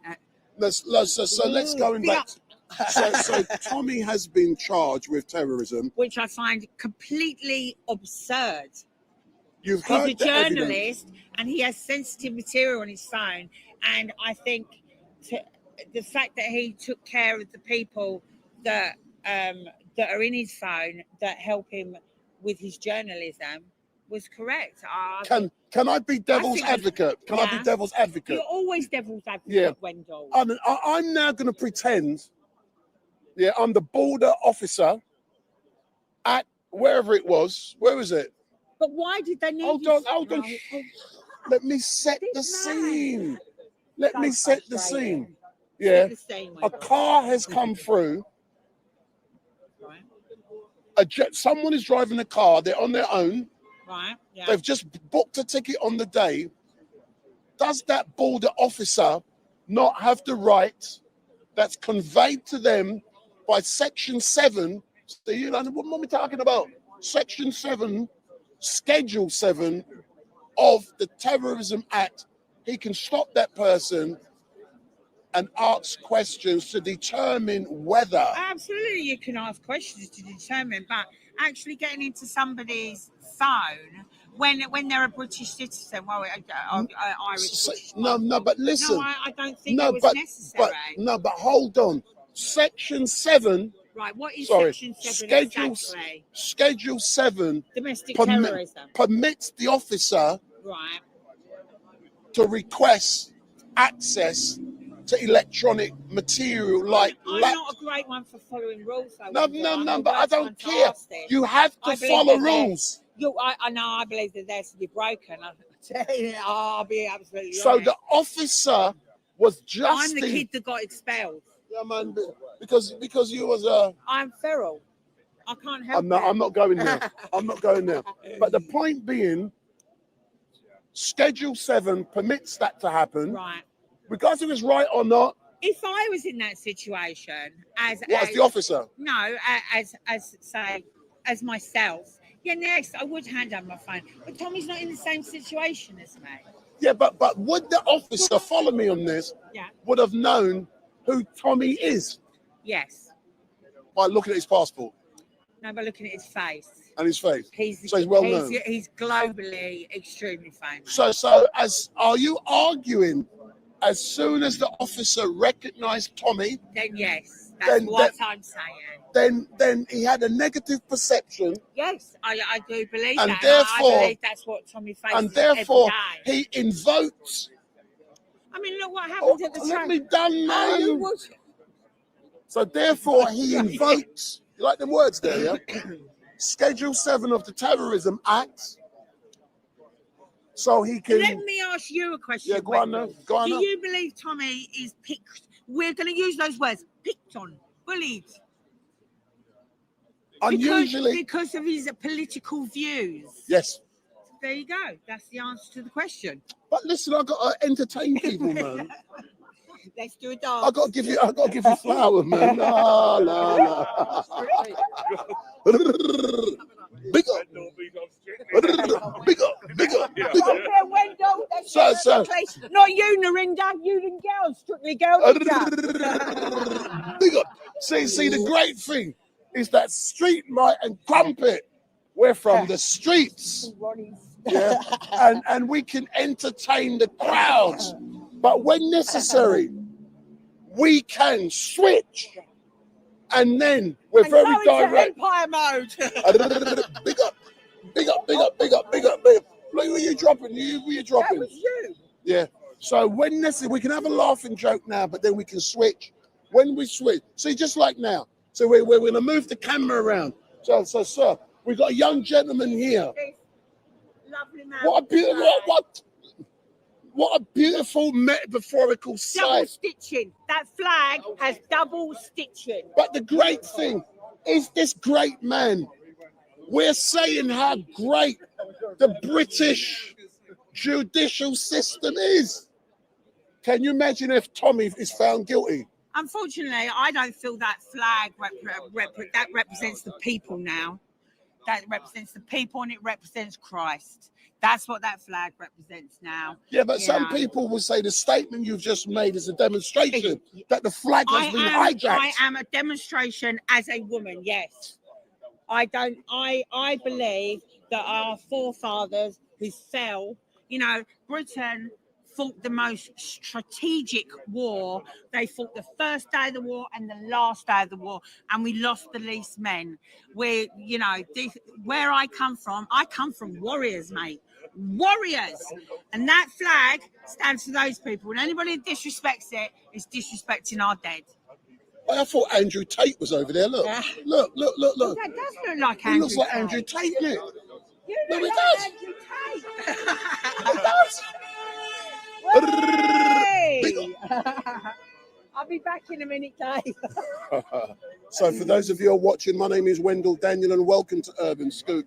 And we are coming to you live and direct, My name is Crumpet, and I'm Wendell's sidekick. I don't want no sidekick, man. Why do I want a sidekick like you? Dave is so rude to me. Why do I want a sidekick like you? Because you love me anyway. Because I will protect you when they call you a white supremacist. Can you believe that? Can you believe that? I can't. I'm disgusted. I'm coming out in disgust. But I have been described as a white supremacist. And what I really By do... whom? Who? Enough people. But what is really great, they can call me anything. It don't matter. It It just doesn't matter it what they raises call my you. profile, man. Yeah, you know who you are as a person. I know. who I I'm am a as rebel. person. Did I say that? Did I say that? Big up. Hold on. As feral as I am. Listen, I'm And not you're feral. more argumentative than me, actually, which is saying something, man. But do you know something? I'm going to ask the people. Yeah. What are we asking the people? Yeah, I'm going to ask the people. Yeah, see, the boss has just sent me a link. Yeah, and I'm going to be looking, on YouTube at how many people are watching. Yeah, we've now got 5,500 people on YouTube who love you, man. And beautiful people. So for those of you on YouTube, are you loving Crumpet? Tell me if you love. Crumpet loves you. You don't have to love me, because even though I said to Dave the other day, love me or hate me, I ain't changing for nobody. Hold on. King 77703. Yeah. I said. What did he Crumpet say? Something nice. Don't No, say he has. anything horrible. No, Crumpet is after Wendell's. Oh, shut up. How dare you say that? I didn't repeat That's it. very rude. No, don't. We are friends. No, We've it always says been it's friends. after my brain. I don't need your brain. I've got one of my own, mate. That was very funny, 777. Let's see some more comments. I have a lot of love for our brother Wendell. I'm not going to lie. Our brother Wendell, he represents us beautifully here in Britain. There you go. That's all you're going to get out of me, mate. Paul Timmins has said, we love Crumpet. Mrs. Wendell. Big up. Big up. I can't do the thing, so we can't get married. So Andrew D has said, hello, Andrew look at Ezra's tweets for sake what is going and on? report it. Yeah. Okay. Listen, whoa. Hold on. I'm going to set standards here. If you want to look at Ezra's tweets, go and look at Ezra's tweets. I'm here live streaming, engaging with people. That is what I do. I'm not sitting there, standing there like some people reading tweets all day. That's not what I people do. Need to get off the sofa. I mean, there's so many anonymous accounts across X. You know, the one thing I can say about myself is I'm here, my face is out there, and I stand by what I believe. You know, don't be afraid. That's No, exactly. The key. Don't It's be afraid. If you're not, you know, I've not got a hateful bone in my body, but I know what's right, and I know what's wrong, and I know what's good, and I know what's evil. And you know. I don't know. I'm trying to. Hold on. I think no, we got a lot of. Let me see how many people on YouTube, on not Facebook, on the other channel. I don't. And then I'm going to get people to ring in. When people ring in, that is when it goes crazy. So we got 56,000 people on Twitter. So, but 56,000 on X, yeah. Huh? That's very good for considering it's during the day. Yeah. Yeah, people. So we've been told that Ezra is backing. So Ezra is backing, and when Ezra comes out the court, I will engage with him because I personally witnessed myself what happened. So I'm now seeing live and direct on Twitter. I don't look too rough for nearly 54. 56,000 people. I'm 60. Black don't crack. Big up. So I'm now going to do something very special. I'm going to pull out my mobile phone. And I know you watch this phone. Today I've done it. And people from Australia, Canada, all over the world started ringing me. So watch what happens. Yeah.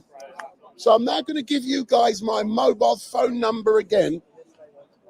07442, watch, 780-038. Ring this number if you want to talk to Wendell Daniel on Urban Scoop. Or you want to talk, or you want to say hi to Crumpet. So take the number. We're off and running. The runners and riders. You're so popular, Wendell. Yeah, man. No, Tommy's popular, not me. Not me. I think actually you underestimate yourself there. No. I won't have that. You Tommy's know, popular. we mess around a lot, but you do good work, my friend. Hold on. Come on, ring back, ring back, ring back. To do it, first of all, it's You need to put it no, in no, no, no, volume up. no. I got to do it in microphone. Look, it's coming back in. Where's Dave gone?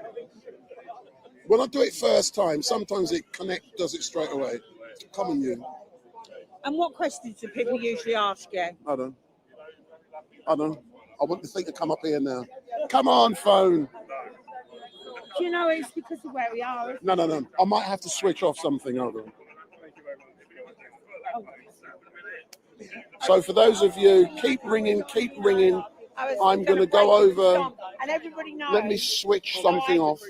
Yeah, okay. No, you're with me. No. Yes, I can talk to you. No, we're doing something. I'll leave you to it. I'll come and find you. No, hold on. So someone has just said, ring me back. I'm trying to get it. These are all the calls are coming in, but it's not. Why is it not No, ringing? It's the connect. It's where we are. The block is up here. I don't even bother doing live anymore up here. No. I'm all right because I've got so many networks. Because in a few, hold on. Keep ringing. Once I can connect with one of you, it allows many more to go through. This is just my mode. This is just my. Keep ringing. Oh, Dave. Keep ringing. Are you parked? Where? Am I allowed to go for a drink? Hold on. When's Tommy coming out though? Because No. Hold on. Hopefully, he should be coming out in a minute. Hold on. Hopefully, he should be coming out any second. I would like. I'm expecting Tommy to come out within the next 15 minutes. All right. I want to wait till then. So don't go nowhere. Sure. Yeah. Then, yes, because I'm hungry as well, so I need some. Keep ringing.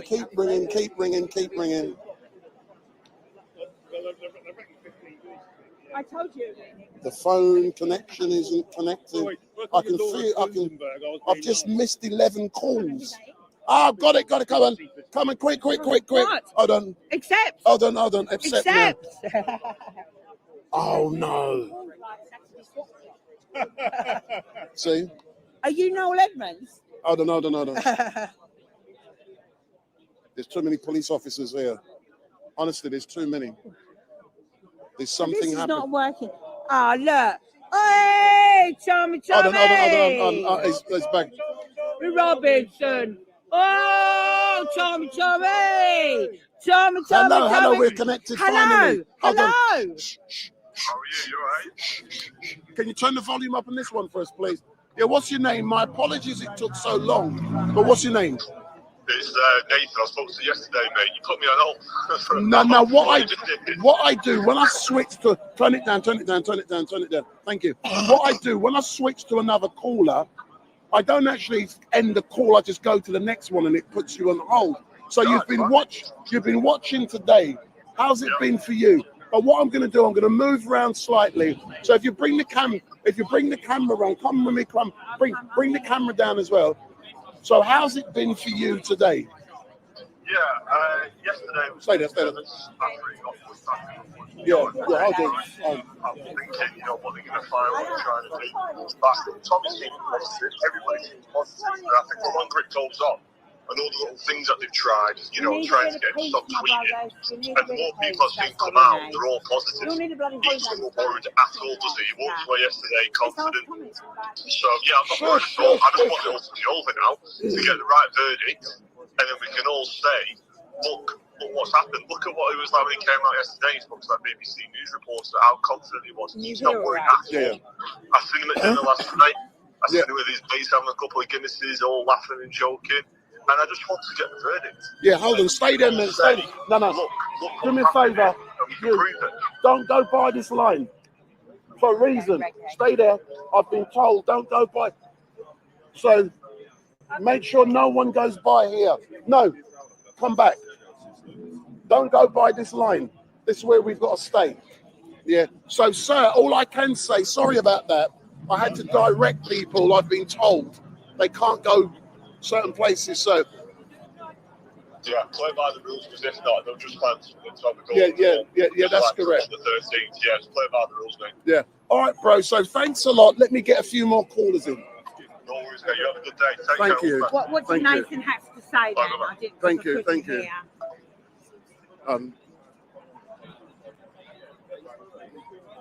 Let the next one come up. Is that your one on answer? I don't.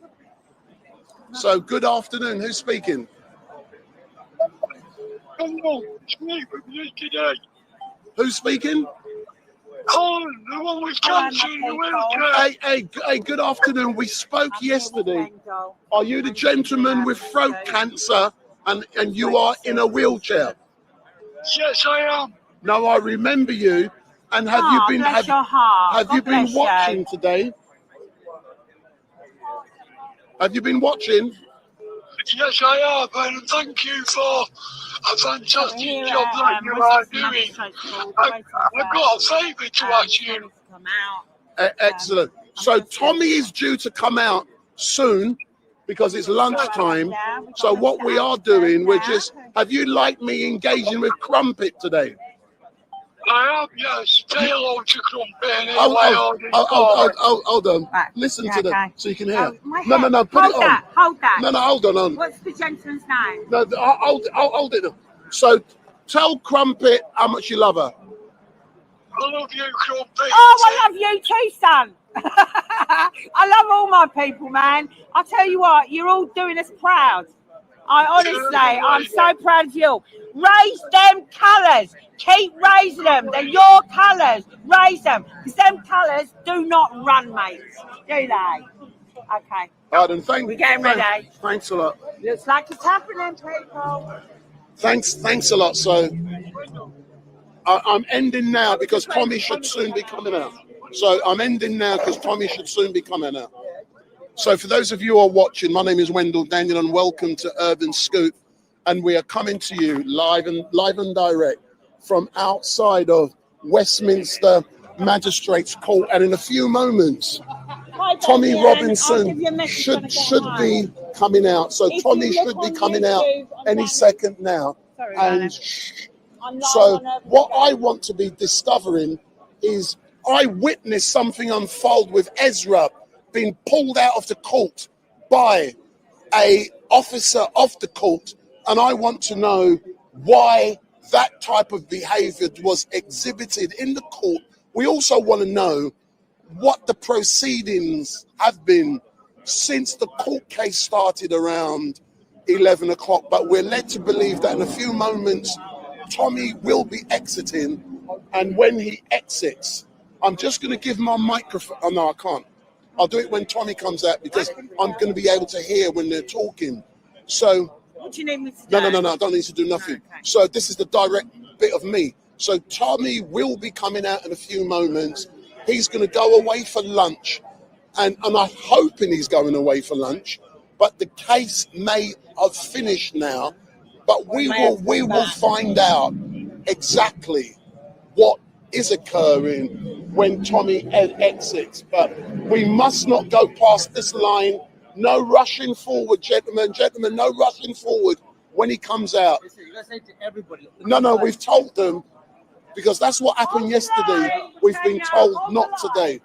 So no, they're All not. behave yourselves. Let's be calm and very British about these things. No, yesterday there was hundreds here. There's only a handful here today. It's my lovely show ab over there. Hey, listen, man, this ain't the Crumpet show, So, you know. yeah, it is the Crumpet show. It's always the Crumpet show. You just don't realise it. How are you, show ab? Yes, I'm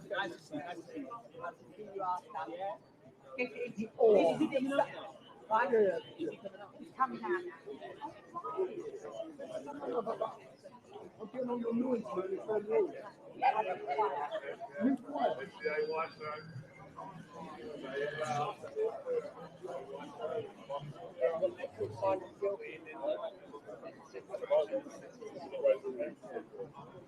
Do you So- think he's going to be found guilty? I don't think so. So no, that's going to come off. I don't know this gentleman's name behind the camera. What's your name? I do recognise your face, so I do nothing. Isn't it strange? I've become old school now. It's weird. But when Tommy comes out, I'm going to say, if you move over, because there's things I need to do. This is the direct side of me, because there's certain things I have to do. Okay, I know you Nothing don't. personal. So in a few seconds, Tommy should be. As long as you make sure I get a See, picture. they're now being told you don't. Yeah. Right, we're holding the line back here. We're holding So the line. stay back. Hold the line.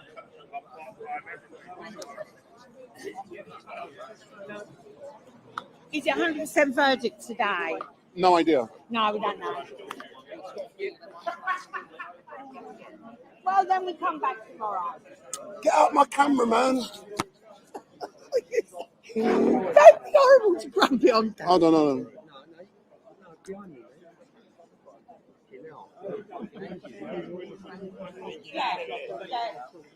No rudeness in the line. British values. See, the great thing, when Tommy comes out, he's going to come straight to Of this course he's camera. going to come to you because you're the man. No. You We're Urban Scoop. Yesterday, when you had all the mainstream media, we just ignore them. So, we have standards. Let Tommy come out. No pushing. I've got such a nice little video of us saying thank you to the policeman, and then we ended up in a riot half an hour later. Oh, did you see my face just now when you said a nice little video? That's good. Stop it. Stop listening to those comments.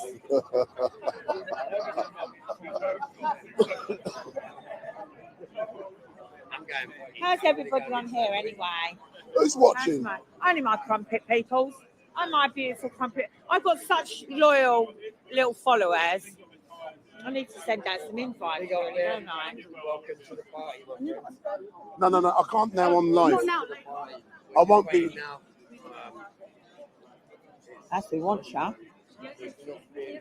I'll defend that. I'll send them all off. Don't worry. Don't worry, Wendell. I got you. I normally have a laugh, but sometimes. Yeah, no, this is work now. When we got the best one is like everyone's got their cameras. Waited the whole day. I've been here since 8 o'clock, sir. So we're literally waiting now for Tommy to come out. So I don't know whether we're going to get verdict today. So we're waiting for Should Tommy find to out more. come out. That's it. What number is it on, in the middle or? Because it's very loud. No, because I can hear it. Yeah, yes, that's all right. But what's the numbers like up there? Testing 1, 2, 3, 4, 5. Yeah, go on then. Push it up. I don't know if the microphone level's being turned up on this because it's very loud. See, that's the great thing. When you monitor sound, you can hear what's happening.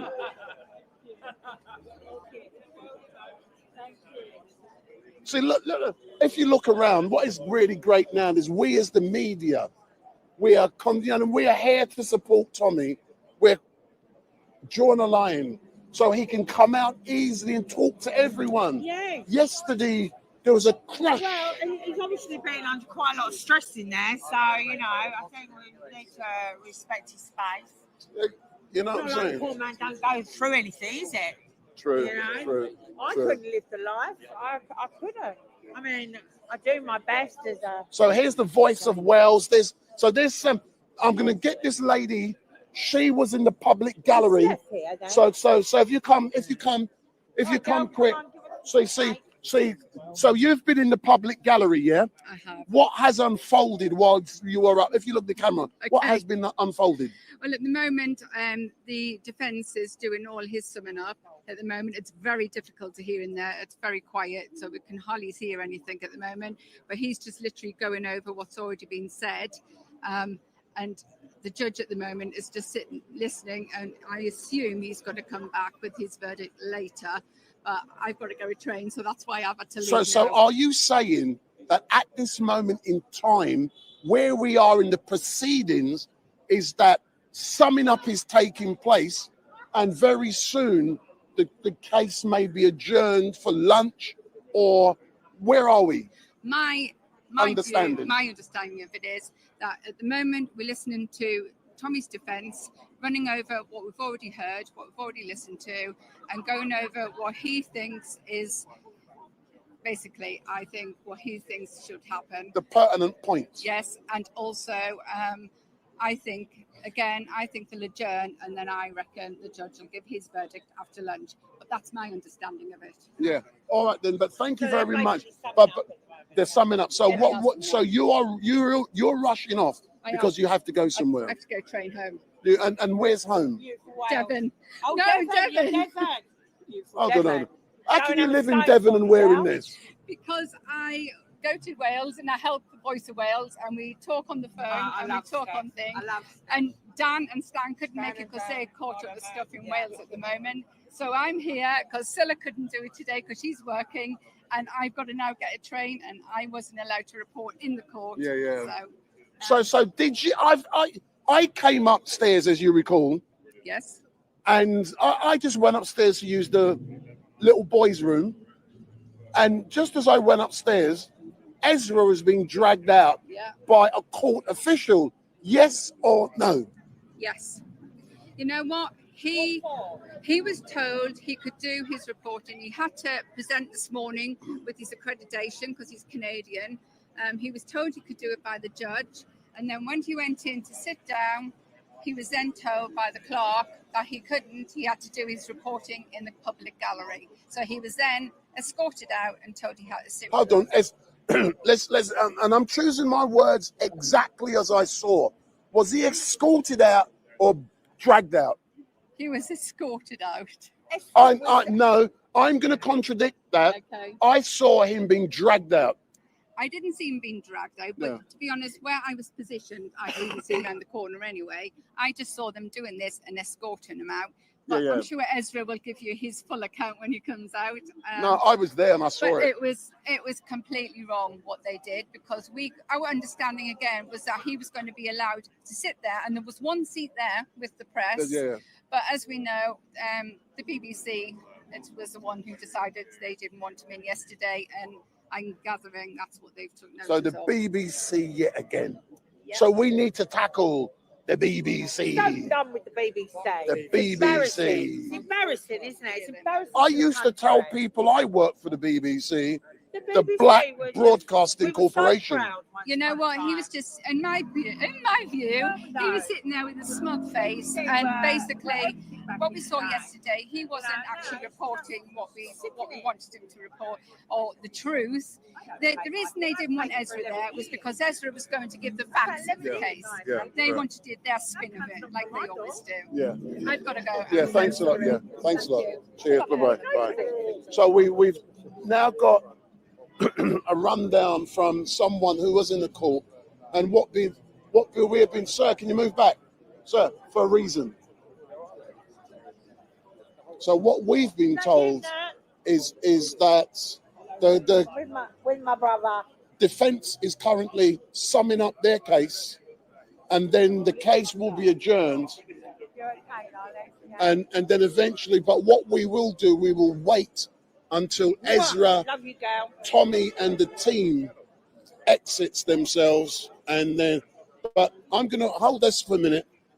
I got you, Wendell. I got you. No. Now for a proper show.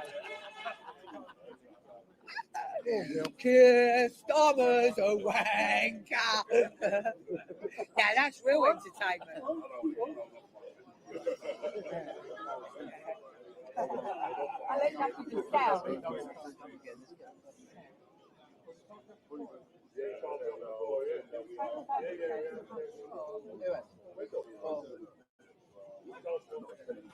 Oh yeah, we all got As far as you know, it's coming up to happening now, and there should be a verdict after lunch. yeah, but yesterday we found it, like literally.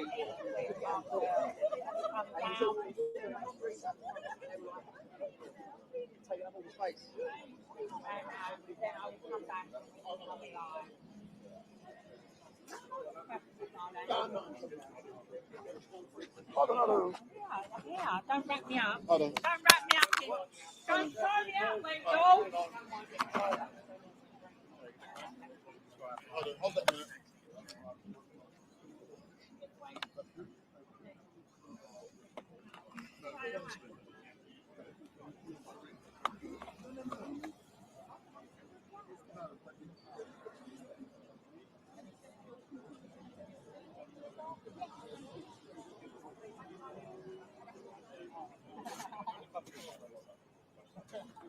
I've done my time, mate. I've been to every single event. What do you mean how dairy weight that you need? Careful, careful, careful. Afternoon. So we're currently, like I said, my name is Wendell Daniel from Urban Scoop, and we're coming to you live and direct from outside of Westminster Magistrates Court, which when we are currently awaiting Tommy to exit. We don't know if it's going to be a lunch break or the court is adjourned. Let's wait and see when Tommy exits exactly where we are in regards to the proceedings. And that should be happening in a few moments. We also want to chat with Ezra Levine about what I witnessed personally happening when I went upstairs to use the bathroom. So I want to know why he was dragged out, and let's take it from there. But if this is the first time you're watching Tommy Robinson's Twitter page and Tommy Robinson's YouTube and all of the other social medias, make sure you hit the subscribe buttons.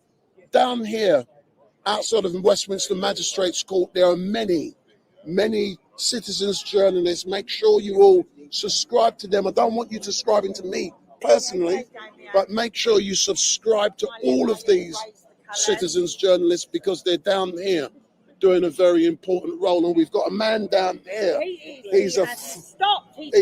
hasn't stopped with the flag. But what is really great is that I think that is a beautiful image of the flag being flown in front of the Westminster Magistrates Court. So if Tommy is found not guilty or his case is dismissed, what a beautiful sign that will be.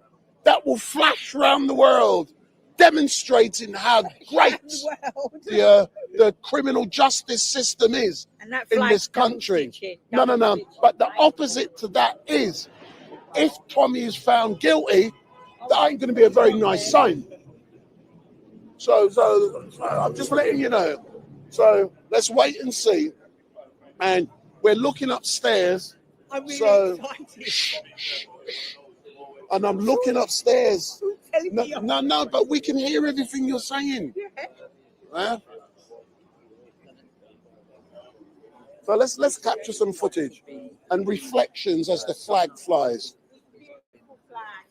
Worth a lot of money though, these old flags now. Priceless. These geezers got strong arms. I was going to say, what's the He must be a scaffolder, man. Yeah, that's what I was thinking. He's got it. Maybe he used to play a lot of swing ball when he was younger. No, he's coming. Swing ball, No, he's coming to me. Yeah, exactly. I know. But don't be getting in the. Everyone will get a Hold piece. the line, you've been told.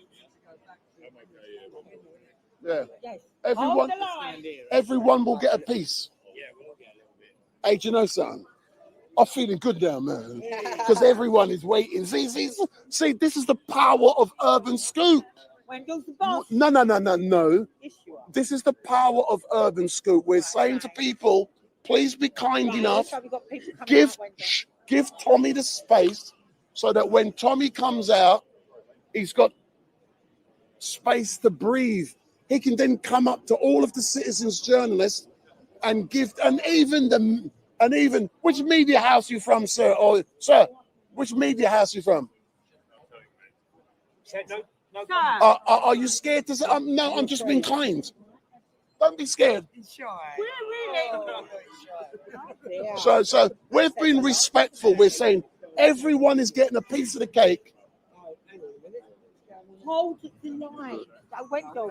Have a go at him. Otherwise, you're going to have to send me. Excuse me, sir. Sir.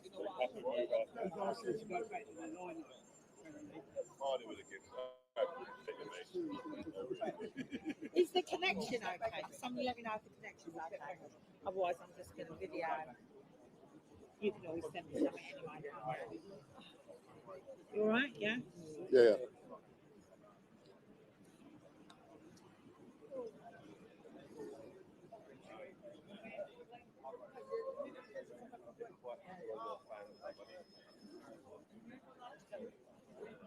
I'm not sure of the connections. Is it all good? Oh, well done. Thank you. Because sometimes it seems to roll on, and then the connection's okay. Good. Little Damien, as you can see in the chat, he's a wonderful lad. He's helped Crumpet a lot over the years. He picked me up off the floor when I fell, didn't you? He's talking to my people. Yeah, but it's as if I got a microphone in your mouth. I am very. Sir, come. Come and have a chat. Come and have a chat. Sir, have you been in the public gallery? I was up. No, not in the public gallery. I've been up in the viewing room upstairs. So you've been up in the viewing room in number 4. It's on the second floor. Second floor. So what have you heard and seen over the last couple of hours?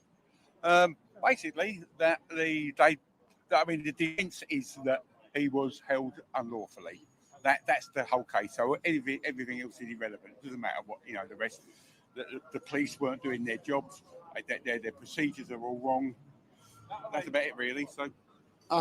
And did you see anything or hear anything in regards to Ezra being ejected and then put back into the room? I only know. I didn't see it today. I saw it yesterday when the judge has already pulled up some woman today as well. So obviously they don't want the mainstream media getting sort of anything, or so any other sort of citizen journalists being allowed to sort of say what's going on in there. So that's about it. But from your point of view, has it been an experience for you to be here to actually witness history in the making, and you're actually part of that because you're there? I'm just quite disgusted with the whole judiciary, to be honest. That's all I see. I just see that they're persecuting this man, and they will use everything legally that they can do it. So, I'm just disgusted with the whole thing. So. And what outcome do you believe will be the eventual verdict here down at the court? I'm obviously hoping for an innocent verdict, but I don't trust the judiciary. It's as simple as that.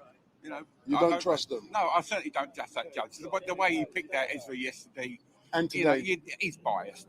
You know that. He's just doing his political bloody little job in there. So I don't have a lot of faith in it at all. Yeah. All right then. But thank you very much. But it's very important for people who are in the courtroom, in the public gallery, and upstairs in the overflow room to give their perception of what they're hearing and seeing and understanding. Honestly, I think the judge looks absolutely disinterested. I don't think he's concerned whatsoever about the facts of the case. I think the fact that the police pulled Tommy up purely because he was Tommy, that is it. So are you of the belief, based upon what you are hearing, your perception, that the judge is biased and he's not interested in the facts? No, not really. No. I'd say the little bit with Ezra yesterday just about showed his whole mindset. So I think they'll be out in a little while anyway. Excellent stuff. I've now got a couple of other people, and I know this young lady has been into the court, and I know she's been into the court. Excuse me, my darling. Excuse me, can we hold the window while you the window? Yeah. Hold the line. Excuse me, come back.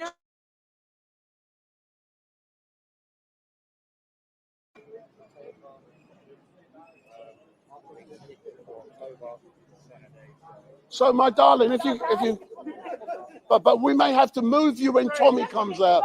If you, is he coming?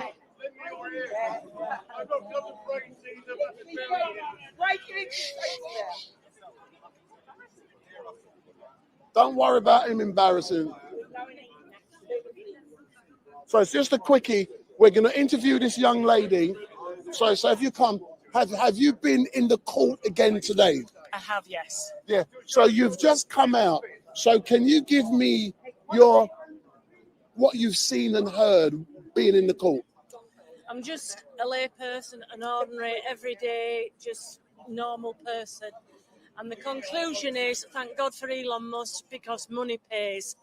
And if he hadn't got the solicitor he had got now, a normal person wouldn't stand a chance. The solicitor's brilliant. Why we're having to leave it till next week or whatever, I don't know, because it's telling me it's clear. So what do you mean we have to leave it to next week? What have you heard? I think from what I could gather, because the hearing's not very good in the gallery, I think it's next Tuesday that they're bringing him back. There is a question, the solicitor is trying to sort it out about Israel, going to Israel tomorrow, I believe. Tommy's been invited to Israel there. So that's being sorted. But to me, it's been a whole complete waste of time. I think Tommy's coming out now, but all I can say is thank you very much for giving me your point of view, and I can see, if you have a look, Buy your United Kingdom t-shirts. I can see Tommy has. So thank you very much. So Tommy is due out in a few seconds, and when he comes,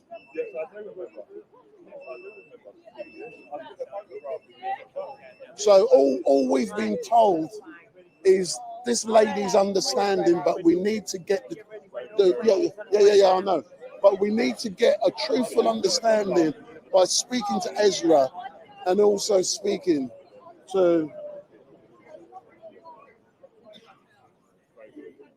So I'm looking upstairs to see if Tommy has entered the stairs, and I can't see anything yet. Many people watch my channel realize this normally people Is he coming? usually come there. Or do you want me to? Because I'll do it in a second. Yeah, I'll do it. Jeff, quick. Jeff, quick. So, Jeff, if you can give me your analysis of what you've seen and heard. What have I just seen and heard? Well, it's I thought the defence barrister did a stonkingly good job, but a stonkingly good case. And if I'd been the judge, I think I'd have just ejected. But we are now waiting until the 4th of November for the court case for the verdict to come out. Yes.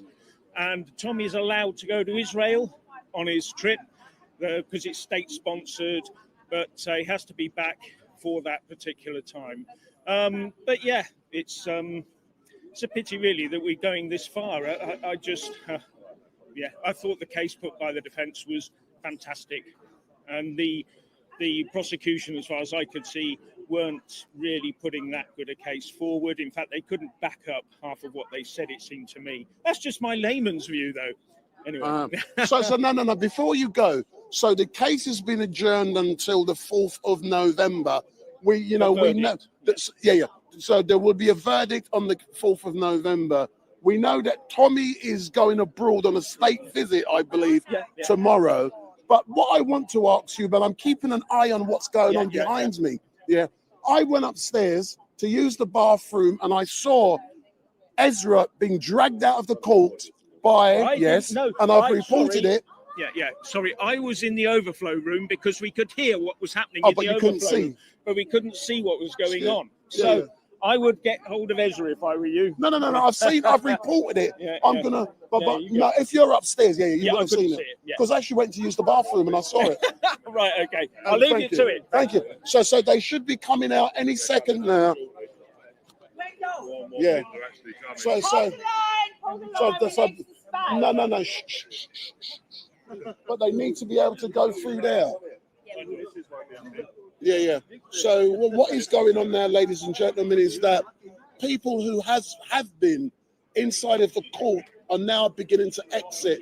And what I'm doing, I'm looking on the first floor to actually see when Tommy will be coming out. And what we don't want is people in the way. So if people can get out of the way, so Tommy has a free reign to walk when he exits. So what I will do, sir, come. You, sir, come. Excellent stuff. Sorry for being so direct. Can you, when I see Tommy, I may have to. So what's your assessment of what's gone on in the court today? Well, as I was saying earlier, this is just a continuation of absolute evidence that this was a purely political show trial. I've just made some notes about what the prosecution barrister said. She actually admitted that there were, she called it departure from ideal in terms of the arrest. So she's kind of like admitted that the whole basis for his detention was unlawful. And then she said, well, what were the reasons given for detaining him under the Prevention of Terrorism Act? She said, again, he was driving a high-value car, which was not his own. He'd not bought his ticket in advance. He was evasive when questioned. And this is the additional one that she added, which had not been presented as evidence, was his notoriety for associating.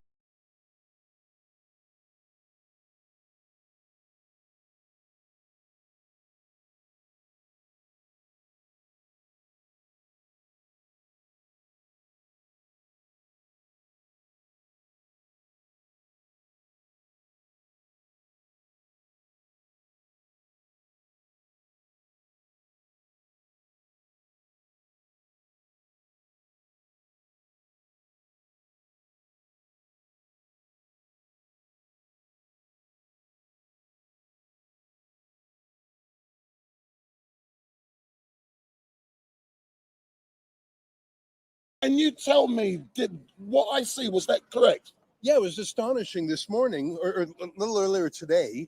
The judge reviewed my credentials with the Independent Press Gallery and pronounced that those credentials were sufficient for me to act as a journalist in the UK.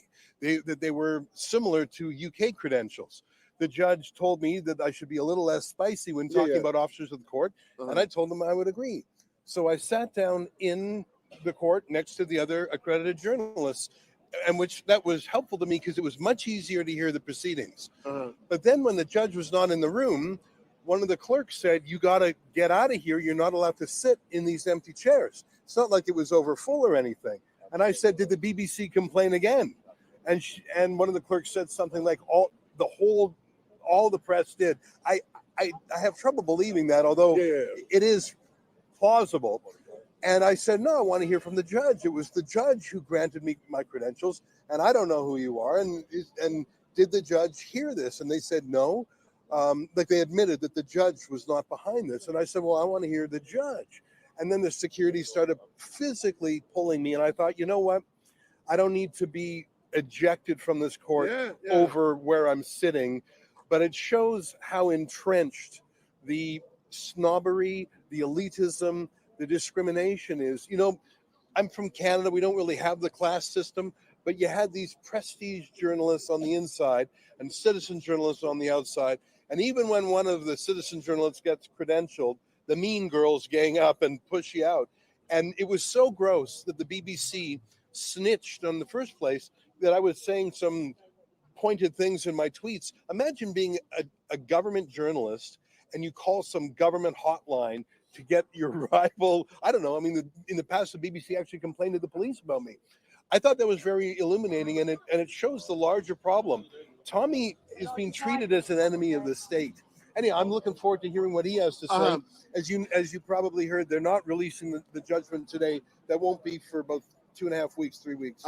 And I was shocked. I don't know if you remember seeing me. I actually went upstairs to use the bathroom. And I could not believe you were being yanked out. And you asked him, what is your name? Yeah. I want your name. You know what? I like asking people their names. Oh, here comes it's Tommy now. It's Tommy now. So bring the camera forward. I don't want no one here.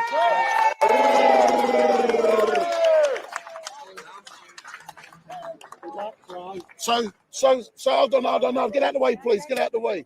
So Tommy, what has transpired upstairs? Hold on. Make sure we got. You on? Yeah, we're on. Verdict is the 4th of November, so back to court, which again is more fees because they just said now we're going to have another bill for another day in court. It's just insane, isn't it? Another bill for another day in court. We heard all the evidence. There was no evidence. Yeah. So they arrested me under terrorism legislation, which is where they're meant to find out if I'm a terrorist. All they asked me about was my political beliefs. All they asked me about. So they didn't ask me about anything to do with violence, terrorism.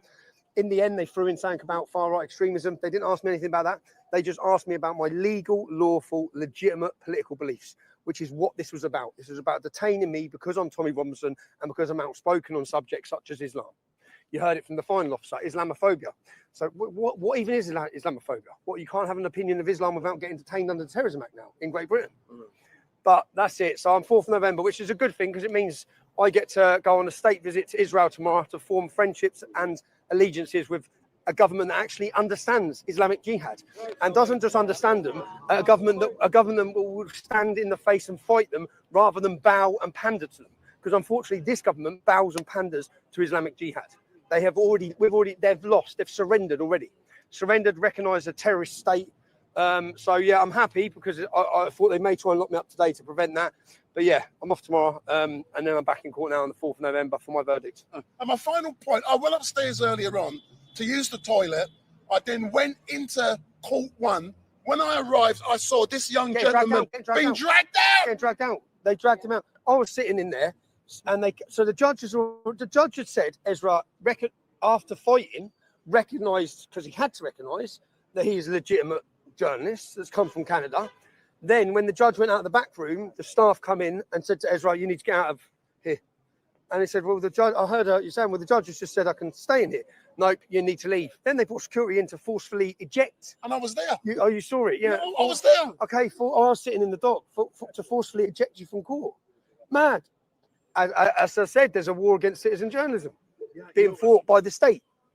It was shocking to me. I mean, the judge gave me the green light, and then the staff wouldn't have it. But then they done it when the judge was out in the back. Right. So we don't know if the judge was on side or not. Yeah, we don't know. You're right. Very strange. So the judge may have gone out the back and forcefully had you removed. We don't know. And that's only 1% of what you face here all the time. Not even 1% of the deep state, if you can call it that. They don't want any challengers. You're a challenger to it. I'm a challenger in a smaller way. They don't want anyone telling the other side. What's insane has been their reporting on this case. So let's see what happens on the 4th of November.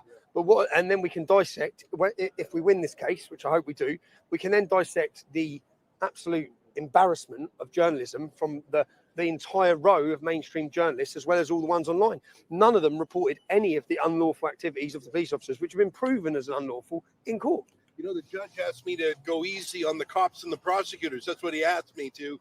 But why didn't he ask him to go easy on me? I was going to say he didn't ask anyone to go easy on you. It's sort of normal that you defame Tommy in your mainstream coverage. Or didn't pick up on any of the lies they told either, or the way they twisted stories. Yeah. But yeah, I'm grateful for everyone who supported me. I'm grateful for Elon Musk for giving me the opportunity to have my King's Counsel in there. So Carson Kay, my solicitor firm, and the King's Counsel, Alistair Williamson, was unbelievable. He absolutely tore those 3 police officers a new arsehole. So, yeah. Excellent. And will you be having dinner with the BBC journalists in the distant future? I'll be finding them once I'm cleared on the 4th of November. Excellent, Tommy. As normal, thank you very much. Thank you. People around the world, around the country love you. Yeah, thank you. Wish you all the best. I'm not following it. I'm not following it. No, I'm not going to follow. Let everybody else follow. So let's end with up there. Thank you. Put it down. Put it down. Put it down. Put it down. Put it down. Put it down. Move back. Go back. Well done, Wendell. Excellent work. Go back. Go back. Okay, I'm going now. No, hold on. No. I won't be a second. Hi, Carly. You're right. Nice to meet you. Because I want to end with the.